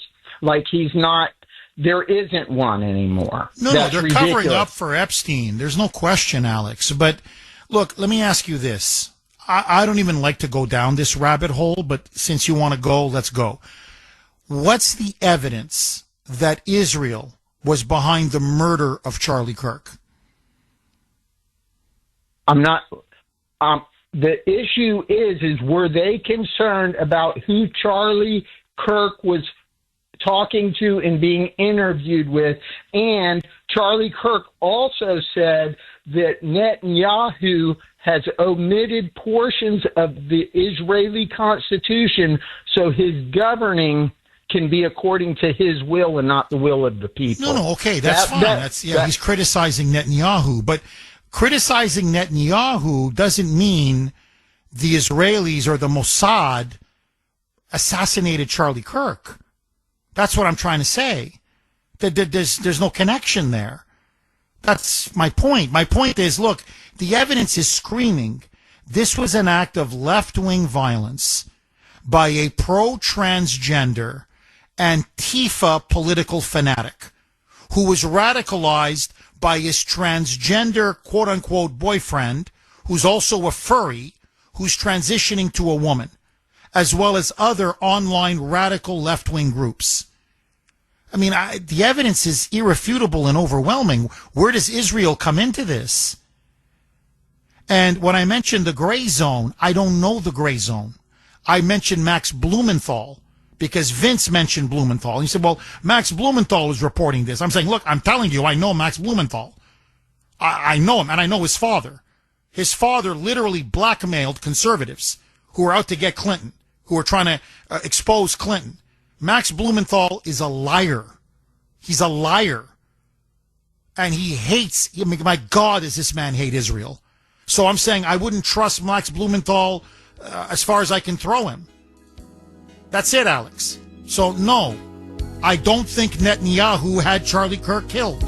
617-266-6868 is the number. Okay, very quick reset. President Trump now is vowing a crackdown on what he calls radical left-wing domestic terrorism. He says the FBI, the DOJ, the Department of Homeland Security are now going to take the lead. He wants to designate Antifa as a terrorist organization. Black Lives Matter is now being investigated. Many of these radical transgender groups as well. And he says the sources of funding, many of the people who are putting the money behind these rioters, political activists who go around attacking conservatives, blocking traffic, attacking ICE, trying to destabilize our country. They need to be investigated and arrested as well under RICO. And he's looking at George Soros and his son Alex Soros in particular. Very quickly, listen now. This is Stephen Miller, Deputy Chief of Staff, in many ways outside of J.D. Vance, Trump's top advisor. Now, he went on Charlie Kirk's podcast with J.D., and he said, I'm now making a vow, not only to Charlie and his family, but to all Americans. We are now going to hammer the radical left, and we're going to go after these terrorist organizations with the full force of the American government. Roll cut 9, Mike. The last message that Charlie sent me was, I think it was just the day before we lost him, which is that we need to have an organized strategy to go after the left-wing organizations that are promoting violence in this country. And I will write those words onto my heart and I will carry them out. The people ask me, what emotions I'm feeling right now, and this is something people say, I mean, you kind of know the answer. There's incredible sadness, but there's incredible anger. And the thing about anger is that unfocused anger or blind rage is not a productive emotion. Right. But focused anger, righteous anger, directed for a just cause is one of the most important agents of change in human history. Charlie showed that. Amen. And we are going to channel all of the anger that we have over the organized campaign that led to this assassination to uproot and dismantle these terrorist networks. Amen. Really, amen. It's about time. Like, really, what took so long? And I said this the day after that heinous, brutal assassination. I said the left has now made the biggest mistake ever. They have awakened a sleeping giant. And I think it's apt that Charlie Kirk's organization that he founded is called Turning Point USA. Because what's now happening, his death, ironically, is now launching a turning point in this country. Listen now to Stephen Miller saying we're going to go after every radical left-wing organization. Their days of sponsoring violence, their days of calling for murder, their days of incitement, of hatred, of demonizing, vilifying their opponents are now coming to an end. Roll cut 9A, Mike. The organized doxing campaigns, the organized riots, the organized street violence, the organized campaigns of dehumanization, vilification, posting people's addresses, combining that with messaging that's designed to trigger and incite violence, and the actual organized cells that carry out and facilitate the violence, it is a vast domestic terror movement. And with God as my witness, we are going to use every resource we have at the Department of Justice, Homeland Security, and throughout this government to identify, disrupt, dismantle, and destroy these networks and make America safe again for the American people. It will happen, and we will do it in Charlie's name. In other words, there's now going to be a domestic war on left-wing terrorism. Agree, disagree. I am 1,000. I'm 1,000,000% behind it. This is long overdue. Uproot them, disrupt, and dismantle them once and for all. But that's me. I want to hear from you. Bob in Medford. Thanks for holding, Bob, and welcome. Jeff, hey, Jeff, it's Robert Antonellis, of course. Yes. I just wanted to let you know, I just got back from Pennsylvania last week where Rule 506 empowers a private citizen to file a criminal complaint. And what I've done is I've discovered something shocking in Pennsylvania. I call it the Butler Bullseye, and it's part map, part metaphor, built by the Joe Biden administration in 2009 as a kill zone, gives me jurisdiction and allows me to connect Pennsylvania, and it connects his administration's horror show, and you know it. You've talked about it since he got in there. Everything, the border collapse, George Soros, Alex Soros. What I've done is I've named over 120 defendants and tied it to his administration by several cases of loose lips sink ships. He said 5 days before the shooting, he said, time to put Trump in a bullseye. I found that bullseye. It's not just a metaphor. I agree. No, Bob, listen, I want to commend you for your courage. I think there's no question this was a deep state hit job to take out Trump. I think there's no question. When Joe Biden said, as you rightly put it, we're going to put a bullseye on Trump, and I think he even said someone needs to take him out. I think he actually even said that. I think there's no question the senile buffoon said the quiet part out loud. And I think that's why his FBI tried to cover up. That's why the Secret Service had lax security. I think there's no question. This was an attempt by the Biden deep state to politically eliminate, to execute, to assassinate their top opponent. And again, it was a miracle. The only thing that saved Trump that day in Butler, Pennsylvania was the hand of God. There's no question in my mind. And it was done by a patsy, by another radical leftist, Thomas Matthew Crooks, who, again, was indoctrinated by the media, by online, by the popular culture.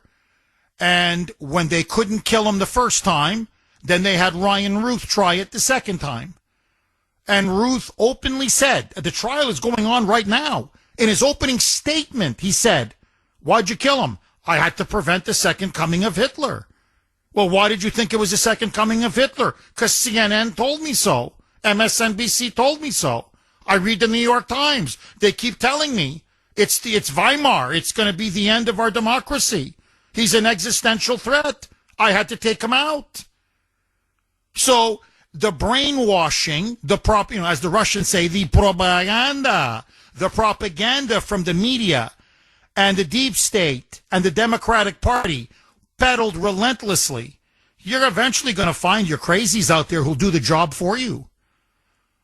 And I think that's exactly what happened with this guy with Charlie Kirk. I hate to mention his name, the shooter. I think there's no question he was indoctrinated.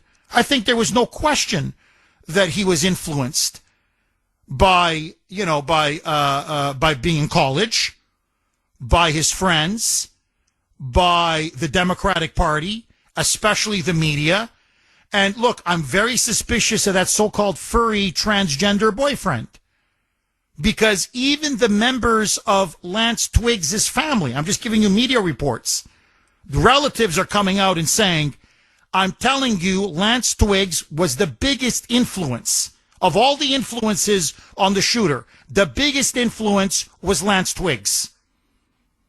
He hated Christians. He hated conservatives. He hated Charlie Kirk. And he was the one, because they're living together. It's a live-in boyfriend.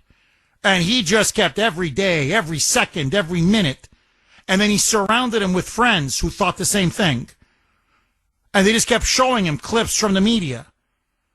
And it got to the point that the shooter ended up being as obsessed with Charlie Kirk as his, furry boyfriend. And he said, all right, I'll take him out. I'll kill him. 617-266-6868 is the number. Okay, I just want to read this message that I got on Messenger from Lara. Good morning, Jeff. I would like to see Stephen Miller and the Department of Justice follow through on their plan to investigate left-wing terrorism in the United States. Are they going to go after the mainstream media in their function as an arm of the deep state? Operation Mockingbird is ongoing. It needs to be stopped.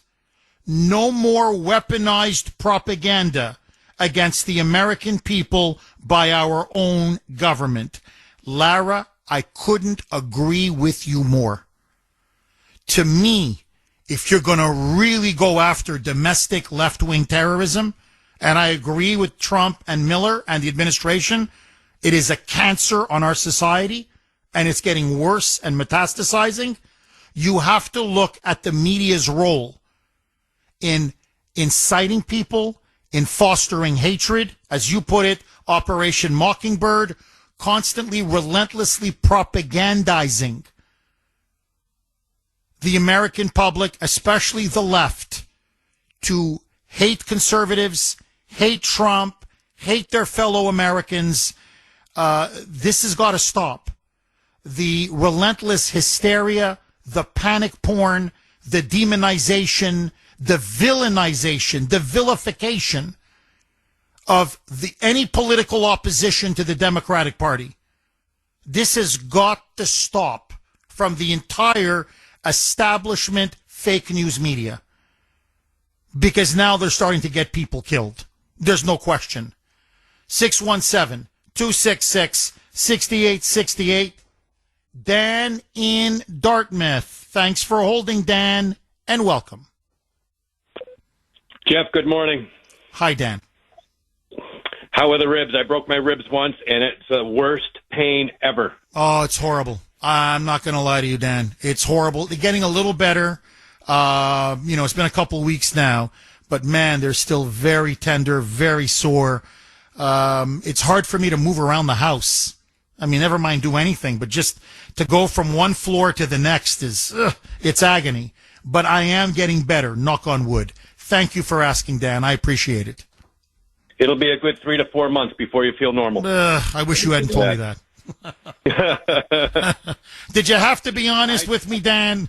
I have to speak the truth, Jeff. And I'm Couldn't you have just said, Kuhner, a couple more weeks and you're in the clear? But I appreciate it. Go ahead, Dan. that and the vaccine will just keep the COVID away, right? So, hey, so I just wanted to expound on what we talked about last week, following the George Soros money. And my feelings, Jeff, is that finally this, as terrible as it's been, I'm telling you, I've had it's shaken my, like, how people can react to a murder of a very wonderful, I mean, you're talking about one of the best citizens of our country to really expound Christianity and the wonders of knowing Christ in your life and what it can do and all the value through that and what you can do to actually help this country is just terrible. But I'm going to say this, the George Soros money, not only do we have to look at it as a RICO case, but again, we've got to look at everybody that's taken that money, because anybody that's taken that money is doing damage to this country. And without really going to that level, it's got to go all the way back. We've got to have Elon Musk and his Doge team get into their computer system, go ahead and just take down the George Soros Group, the Open Society Foundation, get a hold of their computers, and then from there, who's getting the money and where is it going? NGOs, we're talking about, judges, DAs throughout the country. Anybody that's been taking this money, politicians, they need to lose their job or even face additional consequences as well as far as accountability. And I don't. Oh, I agree, Dan. And Dan, I promise I'll let you finish, but I just want to add this as well.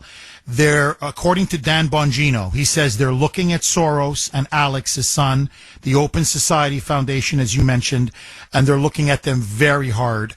And Trump said he's had it with Soros, and he wants at least RICO statutes to apply to both of them, and maybe more. The other group, though, keep an eye on them, is what's called the DSA, the Democratic Socialists of America. They're behind AOC. She's one of their key leaders. Zoran Mamdani, he's another key leader. The most radical leftists in the country are now coming from the Democratic Socialists of America. Bernie Sanders is another one of their people. Apparently, both the shooter, again, I don't want to use his name, the shooter and the transgender furry boyfriend, okay, were apparently members of the DSA. Not just members of Antifa, but members of the DSA, or at least supporters of the DSA, if not formal members.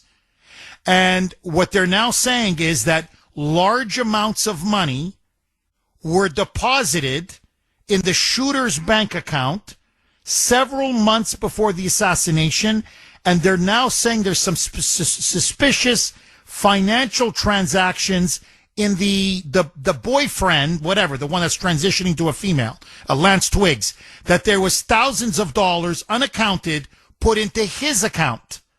And apparently they say it has ties to the Democratic Socialists of America.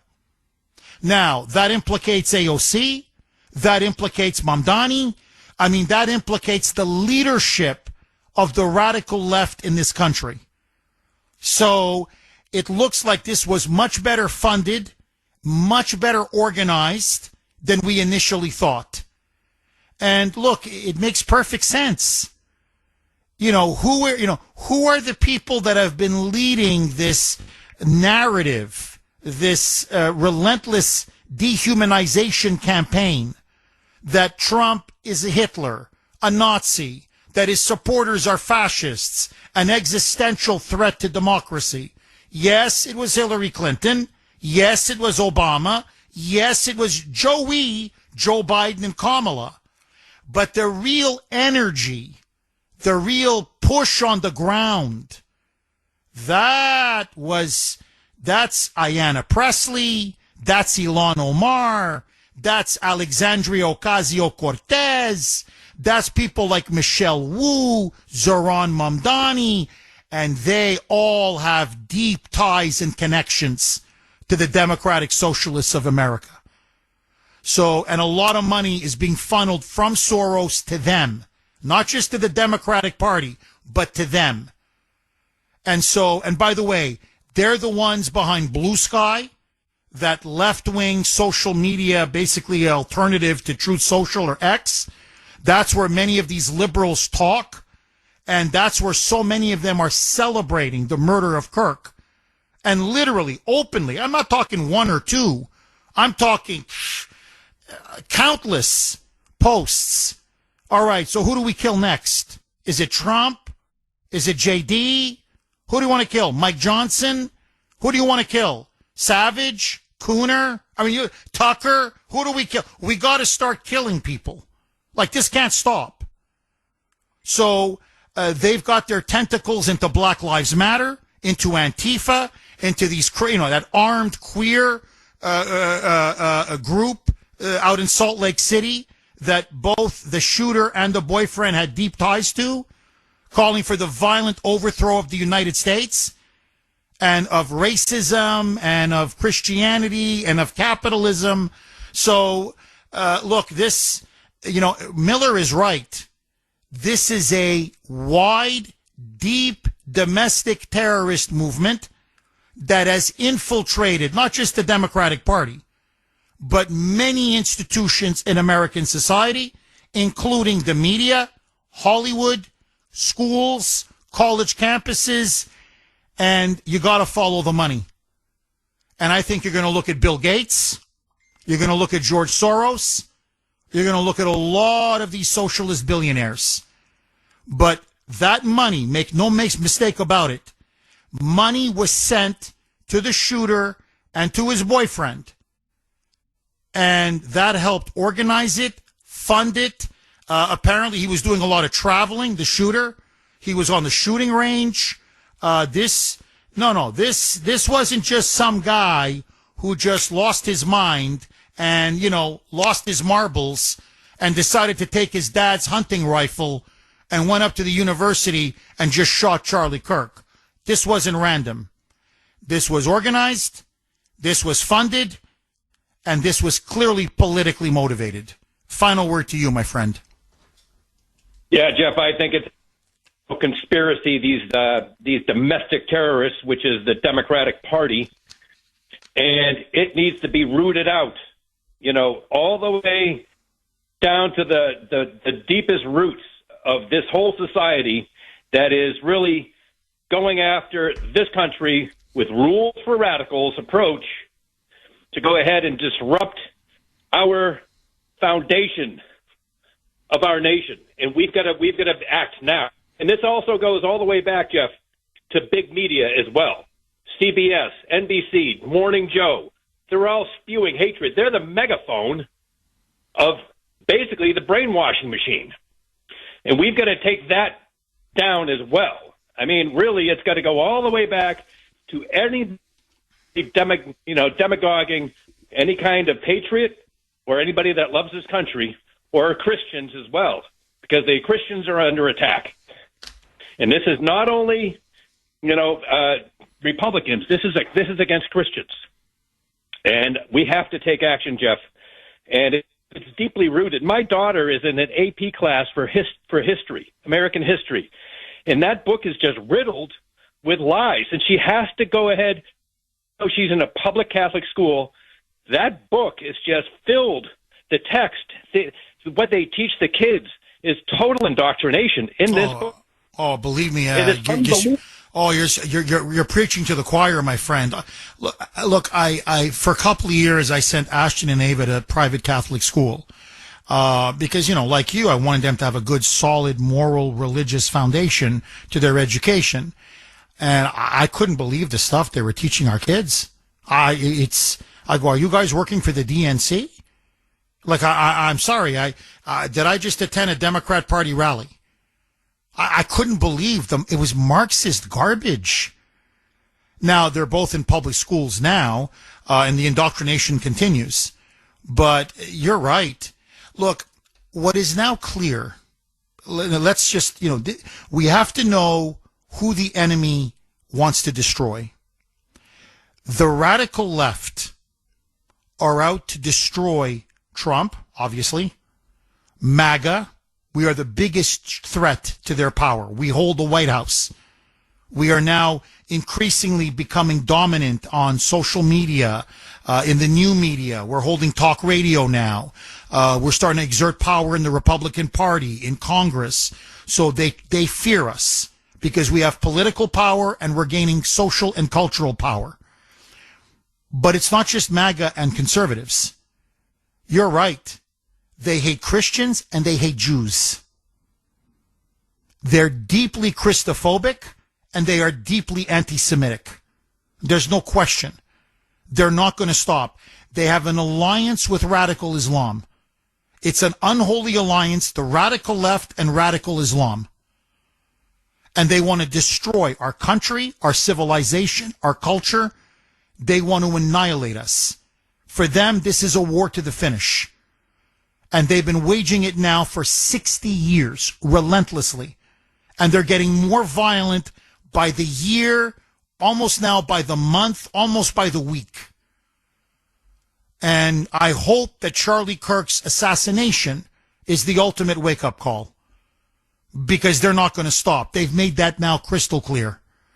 Thank you so much for that call, Dan. Very powerful, very eloquent. Just very quick. This is what the media now, they're on their heels. They're on the ropes. They're getting backlash like they've never had before. So now they're trying to muddy the waters. And they're trying to do the whataboutism. They're trying to do moral equivalency or moral relativism. Well, both sides are to blame. There's political violence on the right. There's political violence on the left. It's all across the spectrum.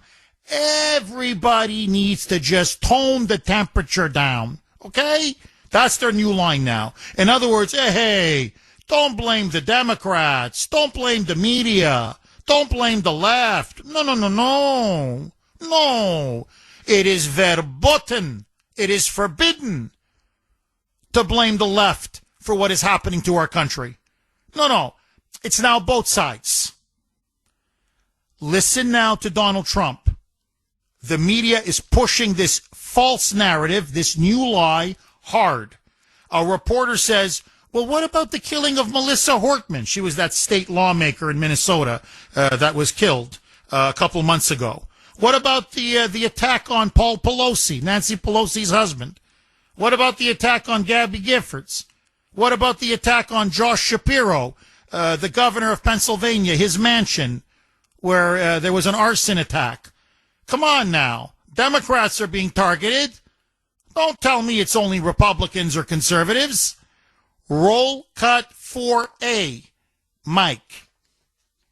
And given the killing of Melissa Hortman, the attack on Paul Pelosi, the attack on Gabby Giffords, the attack on the Pennsylvania governor's mansion, why make the case that violence is only on one side? It seems to be taking... I didn't say it's on one side, but I say the radical left causes tremendous violence, and they seem to do it in a bigger way.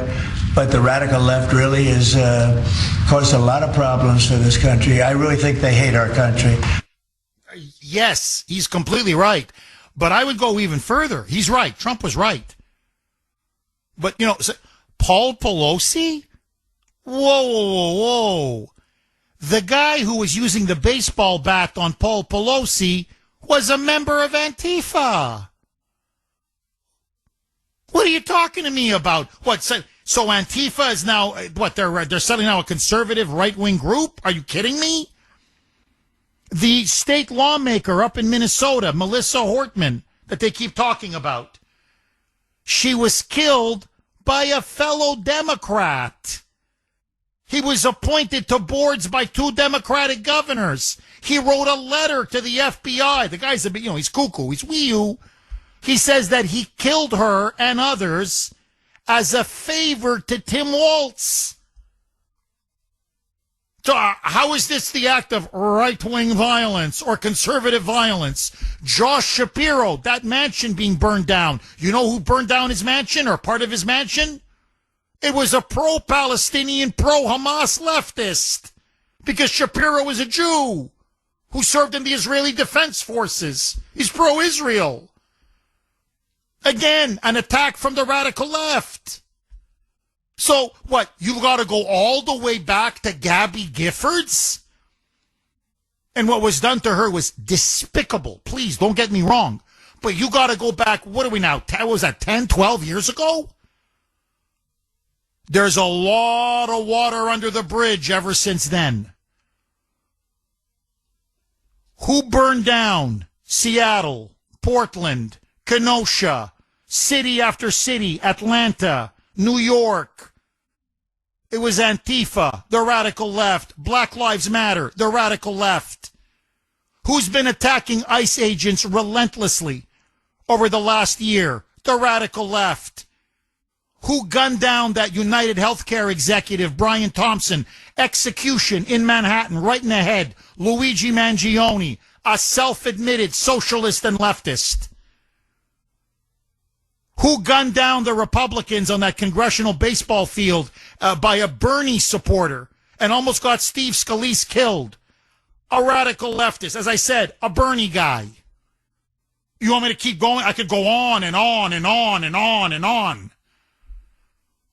Who tried to shoot and murder Trump not once but twice? Two radical leftists. Now, who gunned down Charlie Kirk? Okay, some are saying it was Israel. No.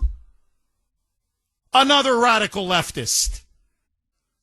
So, after a while,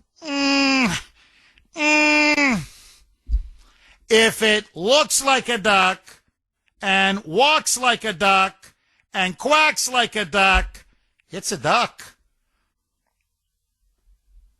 Now, you keep calling half the country deplorables, fascists, Nazis, bigots, racists, garbage, scum. What do you think is going to happen?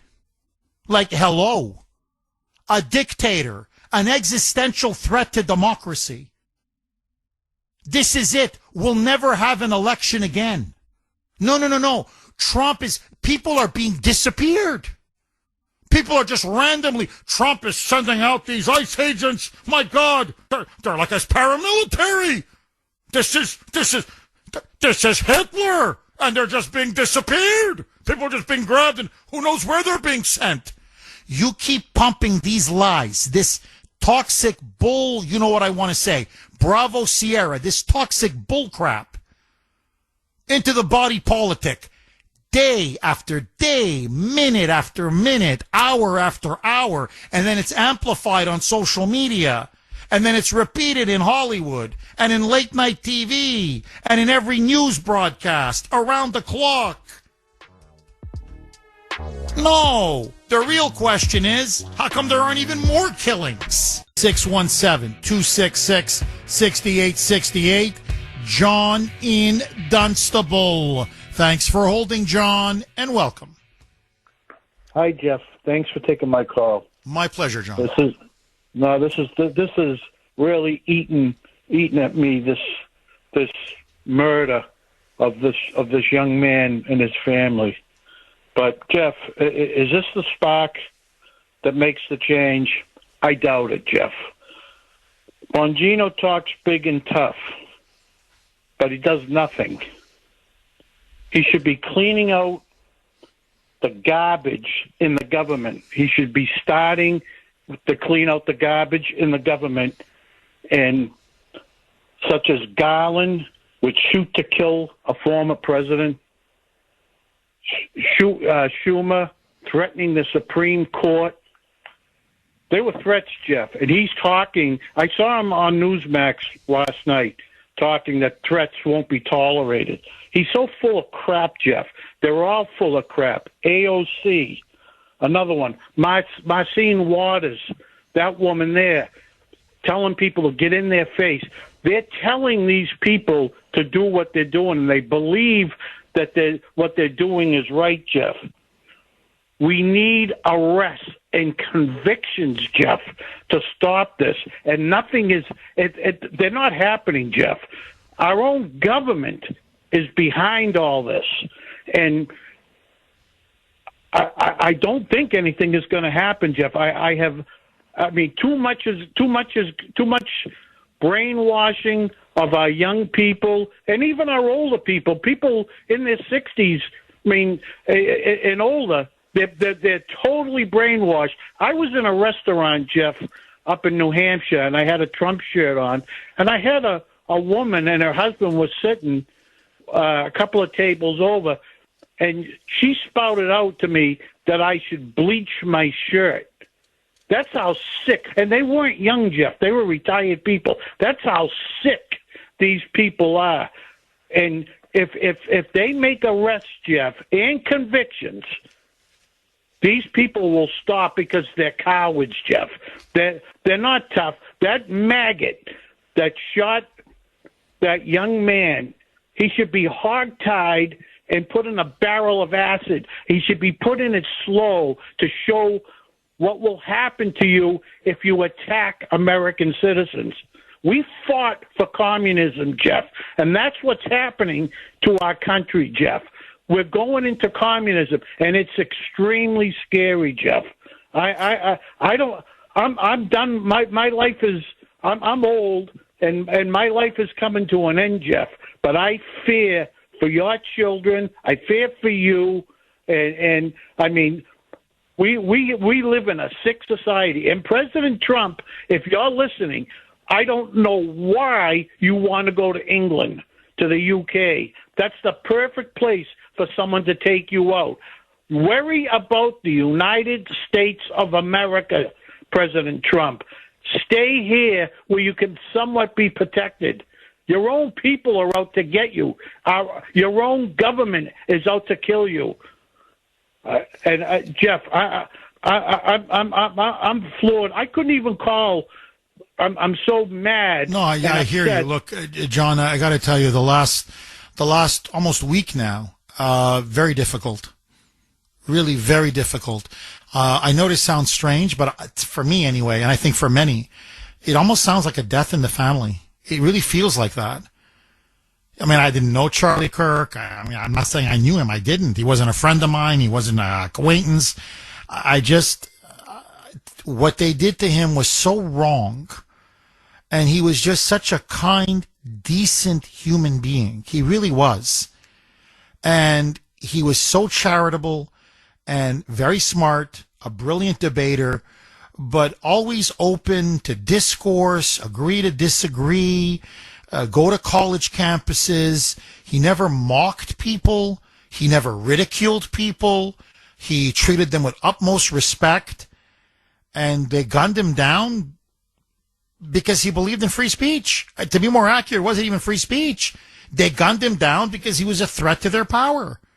Because he went on college campuses and he was able to persuade through his ideas, through his oratory, through his eloquence, through his arguments, that what their professors were teaching them was a pack of lies. That Marxism is one massive lie. That the Democratic Party has been an absolute disaster and a failure. And that liberalism today is really just another form of communism. And that, like communism, it is destined to collapse. It's a road to nowhere. And he was persuading millions of college students. He was almost a one-man wrecking crew when it came to taking on the indoctrination and the brainwashing that takes place on so many college campuses. So he was a threat to the left's power, and that's why they killed him. And you're right. It's not going to stop. If we don't start speaking out now and arresting people and standing up to this growing domestic terrorism, which is now in our midst, it's only going to get worse. And look, just almost like on cue, to put to put the cherry on the sundae, to show you how accurate you are. This story went viral. Listen to this, okay? Texas Tech, down in Lubbock, Texas. There is a female student, Lubbock, Texas, my bad. Lubbock, Texas, a black female student. She's 18 years old. And there was a vigil, a memorial for Charlie Kirk that some of the students attended. Now, I want you to understand this. They're going there to honor Charlie Kirk. They're peacefully holding candles. They have a few signs. Remember Charlie. We love Charlie. Charlie, rest in peace. And this woman goes and completely disrupts the memorial. And you're not going to believe what she ends up doing and what she ends up saying. 617-266-6868 is the number. Okay, so Texas Tech University, like many other college campuses, you have students who are mourning the death, the assassination, the murder of Charlie Kirk. And so I want to stress this. It couldn't be more peaceful. You have some young college students. They're holding candles. Others are holding a few signs, rest in peace, Charlie Kirk, or something like this. And there's an elderly veteran. There's apparently a young mother with several children. So it's a group of people. Out of the blue, an 18-year-old black female student who attends Texas Tech starts disrupting the memorial. Yelling, screaming, shouting profanities. She then apparently pushes and shoves the elderly veteran. She then pushes and shoves the young mother with her children. And this is what starts to come out of her mouth. Roll cut 15, a mic. Homie dead. He got shot in the head. Homie dead. Do your song. Do your song. You're so brave. I'm so beautiful. You're so brave. She started saying, haha, your homie dead. Yeah, homie dead. F, I can't say it, the F-bomb. F, your homie dead. F, your homie dead. She's dancing on his grave. And she's taunting him like her team just won the Super Bowl. Seriously. Yeah. You know what? We beat you. Ha ha ha ha. Take that. Ay. Now, because this happened in Texas, Governor Abbott came out and, F, as he put it on social media, F-A-F-O. F around, you're going to find out. Not only has she been expelled from Texas Tech, but she got arrested for battery and disorderly conduct and resisting arrest. So she may even end up going to jail, or at a bare minimum, she's going to get a criminal record. But that's what needs to start happening. If you're going to behave like a freaking barbarian and a savage, and if if you're going to start celebrating murder of an innocent man, you have no business being on a college campus. None whatsoever. Expel them on the spot. On the spot. And you lay a hand on anybody, you lay a finger on anybody, you touch the hair on anyone's head, arrest them. Enough. Agree, disagree, 617-266-6868. Tim in South Carolina. Thanks for holding, Tim, and welcome.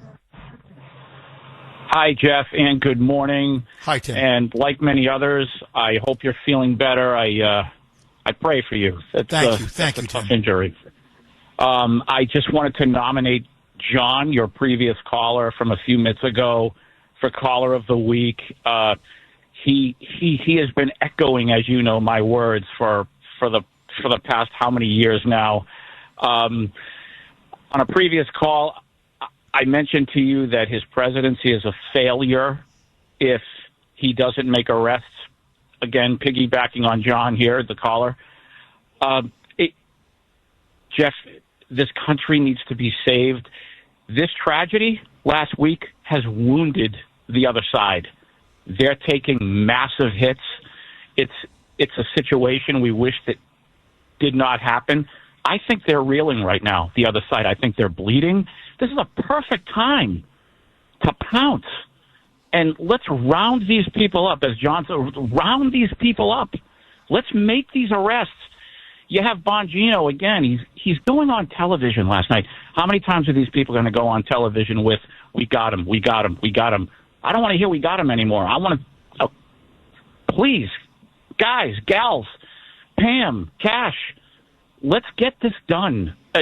He can be the greatest president of all time, Jeff. Tim, you took the words right out of my mouth. I think this is a turning point. Pardon the pun, but it is. And he's at a fork in the road. Okay, let's put our cards on the table, as the Germans would say. This is where the country is right now. We're at a fork in the road. Now, we can only go in two directions. Either he follows through and really wages a crackdown, a serious crackdown on left-wing domestic terrorism. And I'm talking, you're right, organizations are dismantled, people go to jail, people are arrested, George Soros finally gets what's coming to him and his son. In other words, we really start to go after them and take back power before it's too late. Or I'm telling you, we are now going to slide towards a civil war. I'm sorry to put it this bluntly, but that's where we are.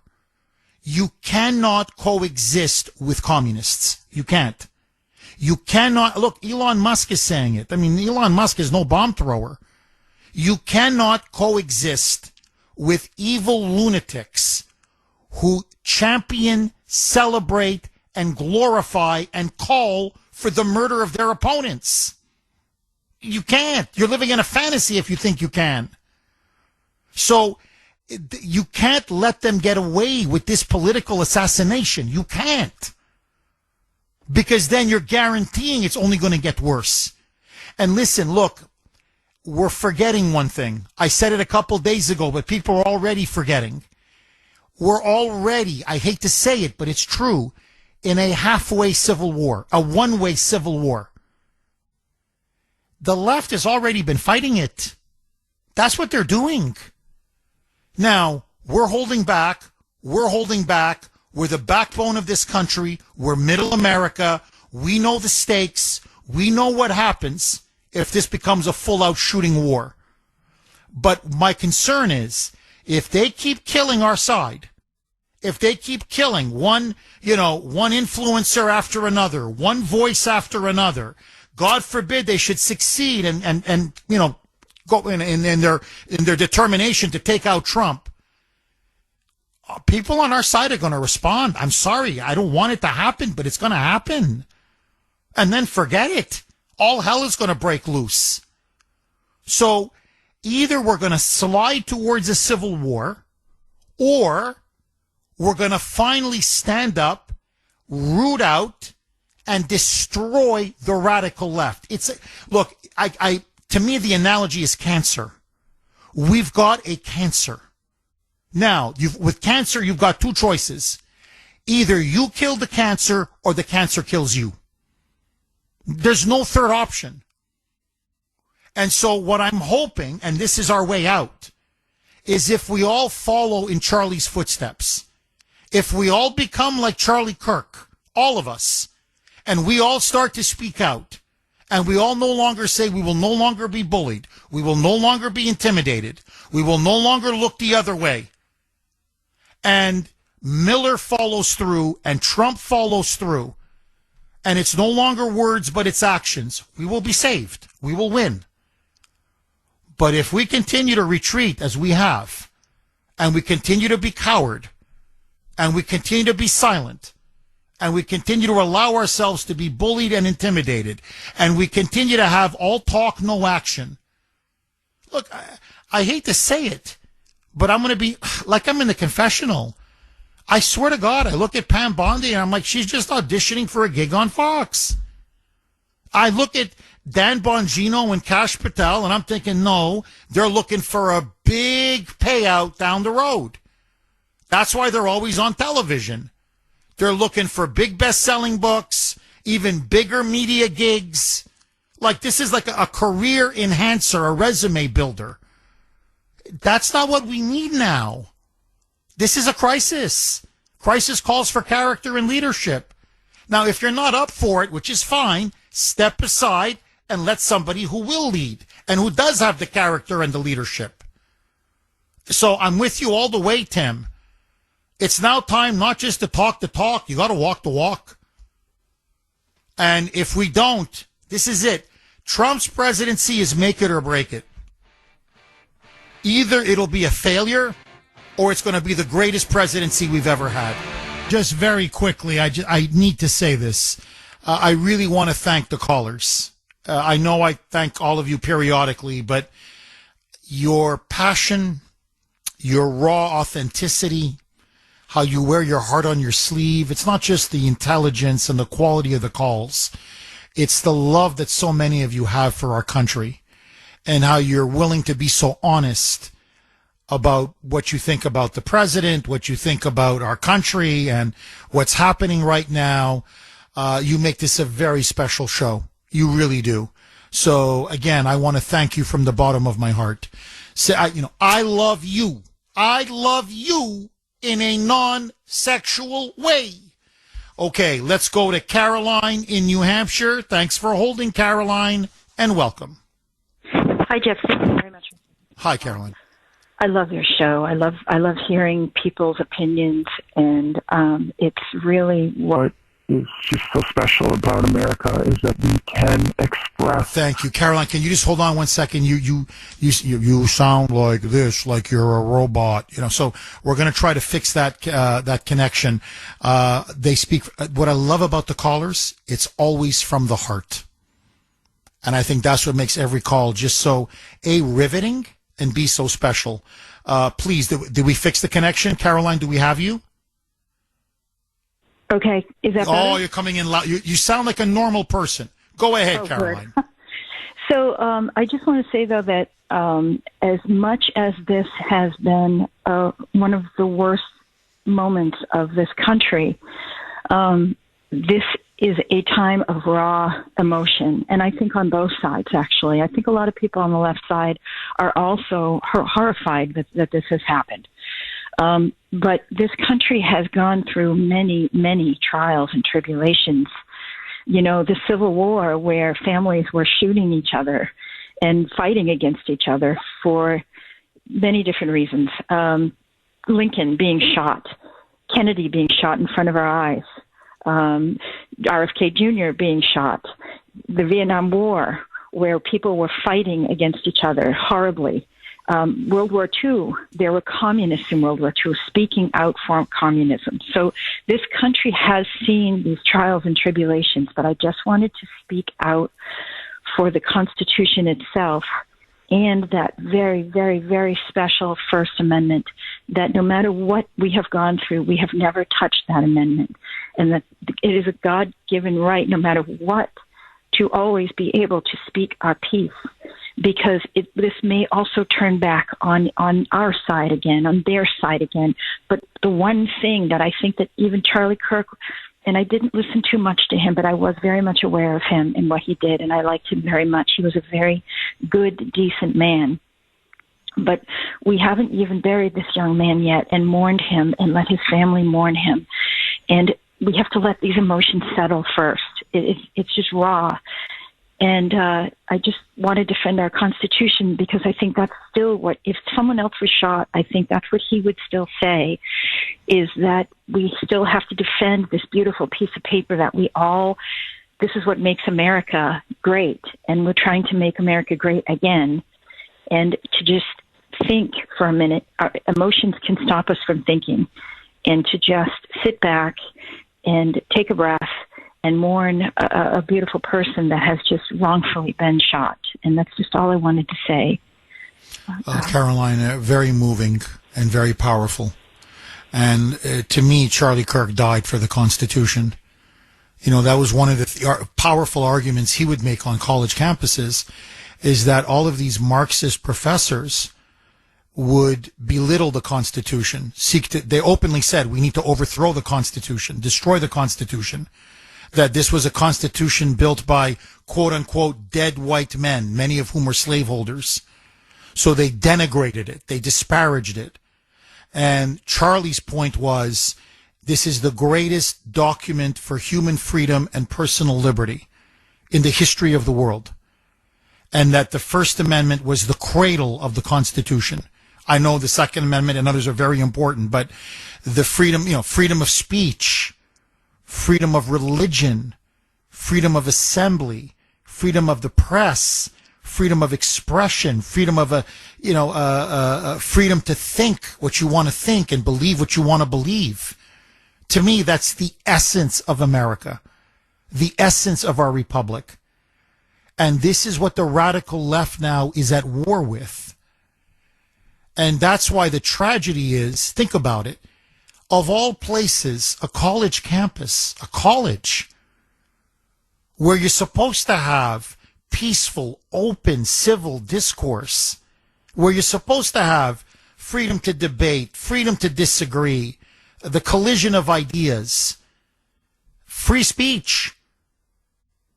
And they killed him for that, for his ideas. It's a war on everything that is good, decent, and holy about the United States.